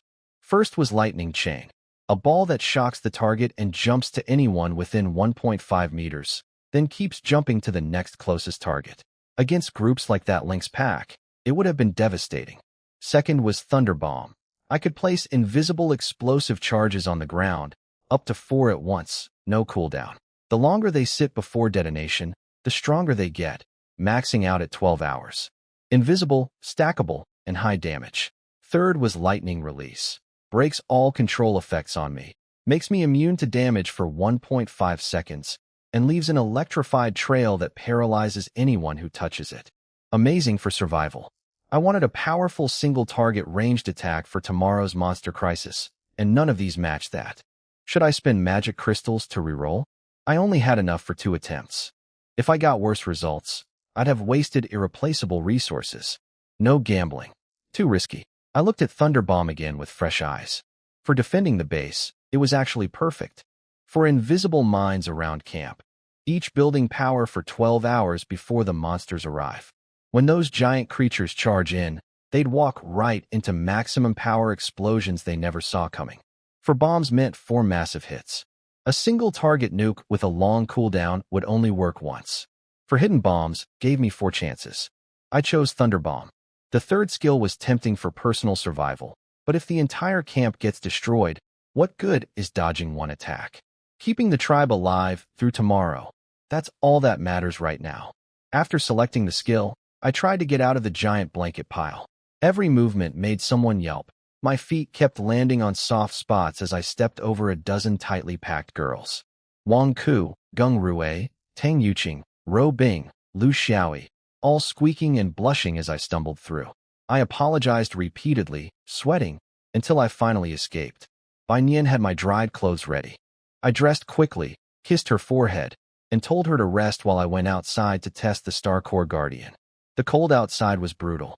Even in my bare coat, The temperature cut right through. I checked the blacksmith shop first. The animals were huddled together, barely surviving. Their water had frozen solid. I'd need to bring them inside soon. Then I pulled out the Starcore Guardian. It was a silver triangular device with a deep blue crystal in the center that looked like a piece of the night sky. When I let go, it floated in midair, slowly spinning. A prompt appeared: add fuel. Current energy, 0%. Below was a list of compatible fuel sources: wood, charcoal, magic crystals. Everything in my backpack that could burn or power it was listed. Time to see how much this legendary shield would cost to run. I tested the Starcore Guardian's fuel consumption. 500 units of wood only gave 1% energy, which lasted just 60 seconds covering our camp. That was terrible efficiency. A lumberjack would need half a day to chop that much wood for 1 minute of protection. So I switched to magic crystals. 10 normal crystals gave 20%. Much better. I loaded 30 total, bringing it to 60%. That would give me about an hour of shield time if I needed it. My confidence about surviving tomorrow shot up significantly. Then I went outside and placed 4 thunder bombs at the corners around camp. Each one turned invisible the moment I set it down. Only I could see the faint electric arcs building power. By tomorrow, they'd be fully charged and devastating. Any giant monster that came near would walk right into an invisible death trap. After that, I brought the animals inside. The sheep and yak were barely surviving in the blacksmith shop. Their water had frozen, the grass was ice. If I left them out another night, they'd die. The girls were surprised, but understood. The animals settled quietly by the fireplace, and the sheep actually bleated at me with what looked like gratitude. The yak nuzzled my leg. Then came bedtime. Tonight was supposed to be Gu Xinran's turn. She was standing nervously at my private room's door. She'd apparently been secretly studying techniques from another girl's late-night video collection, determined to outperform Yulu. I looked at her standing there and said, "What are you doing? It's freezing. We can't sleep in the unheated room tonight. Get in the main bed." Her face went red as a lobster. She dove into the blanket next to me on the communal sleeping area. So much for privacy. The other girls immediately started teasing her mercilessly. "Don't worry, we'll fall asleep instantly. Won't hear a thing." Gung Rui told me to be gentle since it was Gu Xinran's first time. Yulu offered expert advice as a veteran. Gu Xinran wanted to crawl into a hole and die. She talked big normally, but when it came to actually doing anything, she was at absolute zero. She buried herself in the blanket with only her eyes showing, glaring at everyone. The teasing escalated until Teacher Chun, who'd never even had a boyfriend, finally snapped and ordered everyone to shut up and go to sleep. Under the blanket, Gu Xinran slowly pressed against me. When I didn't react, she got bolder, pulling off her leather top and tossing it outside the covers. But I was genuinely distracted, chatting with Su Qingyao through the system about tomorrow's preparations. Su Qingyao had done an incredible job trading. She'd sold all our hunting spoils. The elite monster meat was especially popular since people thought the blizzard would last forever and were desperately trading weapons for food. She'd acquired hundreds of AK rounds, a heavy machine gun with 800 bullets, various skilled weapons, a self-heating cauldron for Bai Nian's potion making, a lightweight enchanted cleaver for Wang Ku, the 100-year blood spirit mushroom I needed for my next upgrade, and even a battery for Lin Bing. All exactly what we needed. I also cracked down on secret group chats. Several girls had been running private gossip channels. I made them disband those, but allowed work-related groups organized by profession, with me included in each one. The leadership structure was settling naturally. I handled external affairs and big decisions. Bai Nian managed internal matters, and Su Qingyao controlled finances. Meanwhile, Gu Xinran's patience ran out. Her hands started wandering down my chest. When I grabbed her wrist and warned her she was playing with fire, she actually pouted and questioned whether I was capable. That was the wrong thing to say. I shut her up with a kiss. She froze, eyes wide, then melted completely. What followed?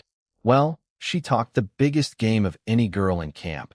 But when it actually happened, she was the most helpless of them all. She passed out before I was even tired. The reward notification chimed. Infinite ammo card, epic tier. It could fuse with any ranged weapon to permanently eliminate ammunition consumption. The catch, it only provided basic ammo with no special enchantments. That ruled out Chu Yufei's bow immediately. Her arrows came with random fire, ice, and poison effects. Basic arrows would be a downgrade. But then I thought about the heavy machine gun Su Qingyao just acquired. 800 rounds would last maybe a minute at full fire rate.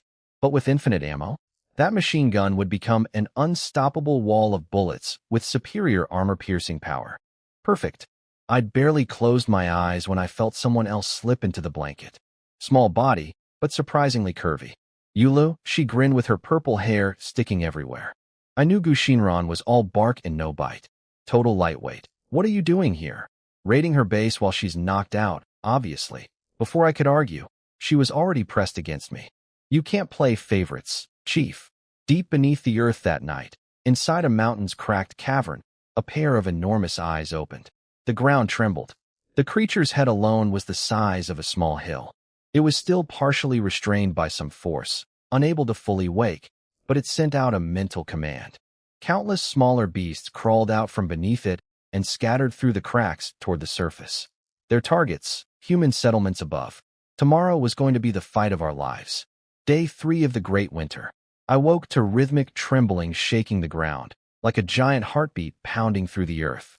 The animals in the corner were panicking, spinning in circles, and crying out. Girls started waking up everywhere. Gu Xinran opened her eyes and immediately spotted Yulu lying on my other side, naked. Yulu? Why are you here? Yulu froze, then stammered something about getting lost coming back from the bathroom. Gu Xinran was too scared about the shaking to press further, for now. Everyone up. Gather by the tribal fire, I shouted, jumping out of bed. I told Bai Nian to distribute the new weapons with Su Qingyao while I checked outside. The cold hit me like a wall. Everything, our stone house, the wooden fence, was coated in thick ice. Visibility was maybe 10 meters through the howling snow. But I didn't detect any monsters nearby yet. We still had time. Back inside, the combat squad was gearing up with the weapons Su Qingyao had traded for. Bai Nian had used the monster corpses I brought her to create elite tier monster bombs, stronger than the old mushroom ones, with worse corrosion and poison effects. She handed them out to every girl, fighters or not. In a crisis like this, everyone fights. The trembling suddenly stopped. I told everyone to hold position while I checked the world chat. People everywhere were panicking about the shaking. Then someone posted a photo. A massive creature covered in black armor plating, bigger than an SUV, with thick legs and claws dug deep into the snow. 3 of them had crawled out of a mountain crack near his camp. He was begging for help, but nobody could spare anyone. He went silent shortly after. More photos followed from other tribes, different monster types, all enormous. The trading post exploded with desperate weapon purchases. People were buying at any price without even haggling. Su Qingyao's strategy of stockpiling weapons had been perfectly timed. I memorized the creature's appearances and closed the channel. Then the shaking started again. But this time, each tremor was closer and stronger than the last. Snow started falling from our ceiling. I stood up, every nerve on fire. They're coming. I threw open the stone door. Visibility was even worse than before. Maybe 10 meters of howling gray-white nothing. Then I heard it clearly. Heavy footsteps from the southeast, less than 50 meters away. All fighters, gather by the tribal fire. Everyone else, grab your bombs and line up in front of the house. Throw on my command. Chu Yufei spotted it first. Southeast. It's coming. A 3-meter-tall beast emerged from the blizzard. Black-brown armor plating covered its entire body, legs thick as pillars, every step leaving deep craters in the snow. Triangle-shaped head, 2 rows of fangs, and burning red eyes locked onto our camp. I pulled up the encyclopedia fast. Mountain pangolin beast, commander tier. Skills, piercing claws and burrowing. The frozen ground limited its digging ability, and its weak points were its belly and the gaps between its armor plates. It was slow but could smash through solid rock. Commander tier, a level above elite. The girls were terrified by its sheer size, bigger than anything we'd ever faced. Ranged squad, open fire. Melee, hold position, I ordered. Chu Yufei and the 2 archers launched arrows, but they bounced off the armor with metallic clangs. Only shots that found the gaps between plates drew any blood. The damage just made it angrier and faster. I mounted the heavy machine gun and activated the infinite ammo card. The weapon glowed blue as the card fused with it. Then I opened fire. 750 rounds per minute poured into the beast. Most bounced off, but the sheer volume of fire forced bullets into the armor gaps. Blood started seeping from dozens of small wounds. The beast roared in pain and rage, then charged straight at me. 20 meters. 15. 10. At the last possible second, I activated the Star Core Guardian. The energy shield materialized just as the pangolin slammed into it headfirst. The impact stopped it cold, leaving it dazed and stumbling. That's when it stepped on one of my thunder bombs. A massive pillar of lightning erupted from the ground, hitting its exposed belly dead on. The bomb had been charging for almost 12 hours, nearly maximum power. The blast tore through its softer underside, dealing catastrophic damage. The girls cheered in amazement. I immediately planted a replacement bomb in that spot, then sent the melee squad forward to finish it off while I prepared for the killing blow. Wang Ku and the fighters hacked at its wounds until the beast was barely breathing. I walked up to it. Its red eyes still glared at me with hatred. Die. One thrust through its heart. The system chimed. Commander tier kill complete. I now had the 100-year blood spirit mushroom from Su Qingyao's traits. All conditions met for level 5 blood warrior. I had everyone drag the massive carcass inside for butchering, then temporarily gave Bai Nian control of the Star Core Guardian with strict orders to activate it if anything else approached. Then I took the blood spirit mushroom and went inside alone. It was time to evolve. I took the blood spirit mushroom and bit down. It dissolved instantly, sending a wave of searing heat through my entire body. My blood boiled, muscles tore and rebuilt themselves, bones cracked and reformed. It was agony and ecstasy at the same time. Steam rose from my skin as the transformation ripped through me. Level 5 blood warrior, confirmed. Massive physical upgrade. I could feel the difference immediately when I clenched my fists. The air cracked from the pressure alone. I was several times stronger than before. But there was a problem. The mushroom's energy was too potent.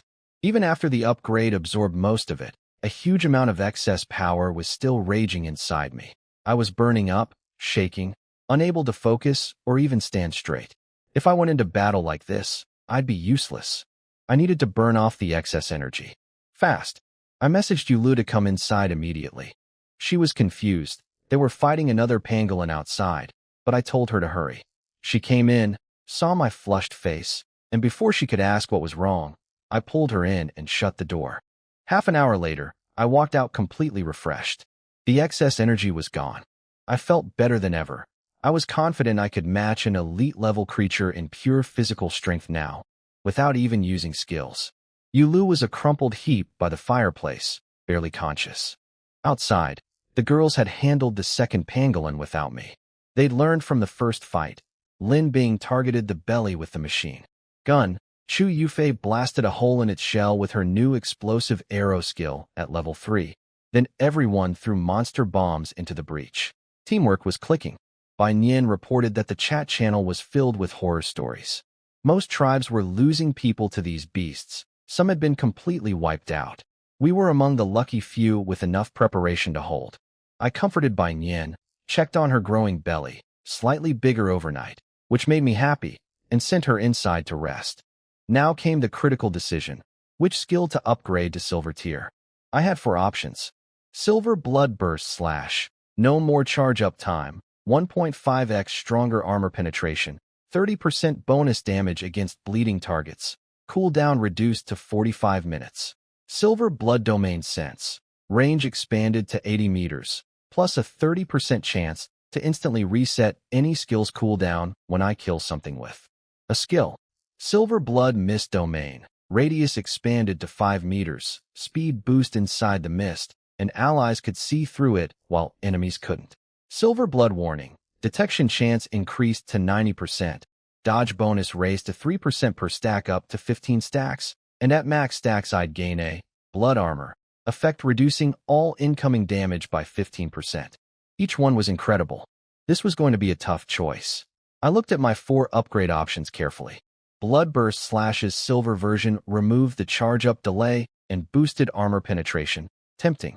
Blood Domain Sense only expanded range with an unreliable 30% cooldown reset. Blood Mist Domain's improvements weren't worth it for a skill I mainly used in one-on-one fights. Blood Warning was the clear winner. 90% chance to detect incoming attacks, 3% physical boost per dodge stacking up to 15 times, and at max stacks I'd get a blood armor effect reducing all damage by 15%.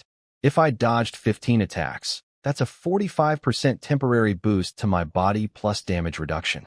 As a passive skill, it worked automatically in every fight. I chose Blood Warning. The moment it activated, I felt something shift inside me, like an invisible protective layer wrapping around my body. My danger sense sharpened dramatically. Then I heard Teacher Chin calling out, asking where Yulu was. I'd completely forgotten about her after our session. Gu Shinran panicked, thinking a monster had grabbed her. I quickly said Yulu had gone inside feeling sick. Teacher Chin went to check alone. She found Yulu wrapped in a blanket by the fireplace, barely able to move, and immediately figured out what happened. She fed Yulu some vitality pills while scolding her under her breath, then came back out red-faced to tell everyone Yulu was just having women's problems. Gu Shinran bought it completely. I caught Teacher Chin glaring daggers at me. I pretended not to notice. Over breakfast, Su Qingyao reported on her trading results. With the monster crisis driving everyone to panic buy weapons, prices had skyrocketed. But instead of trading our weapons for food like everyone else, she'd traded everything for magic crystals, which were actually cheaper right now since people were desperate for food and weapons, not crystals. Once the crisis passed, crystal prices would bounce back, and we'd profit enormously. She'd gotten 80 normal crystals and 6 elite ones. Combined with what we already had, that gave the Star Core Guardian about 4 hours and 40 minutes of shield time. I told her she was brilliant, like having my own strategic advisor. She turned bright red and started fidgeting. Then the ground started shaking again, harder than before, from multiple directions. Battle stations, I shouted. Chu Yufei ran to the perimeter, looked out, and her voice came back trembling. Chief, there are 3 of them coming.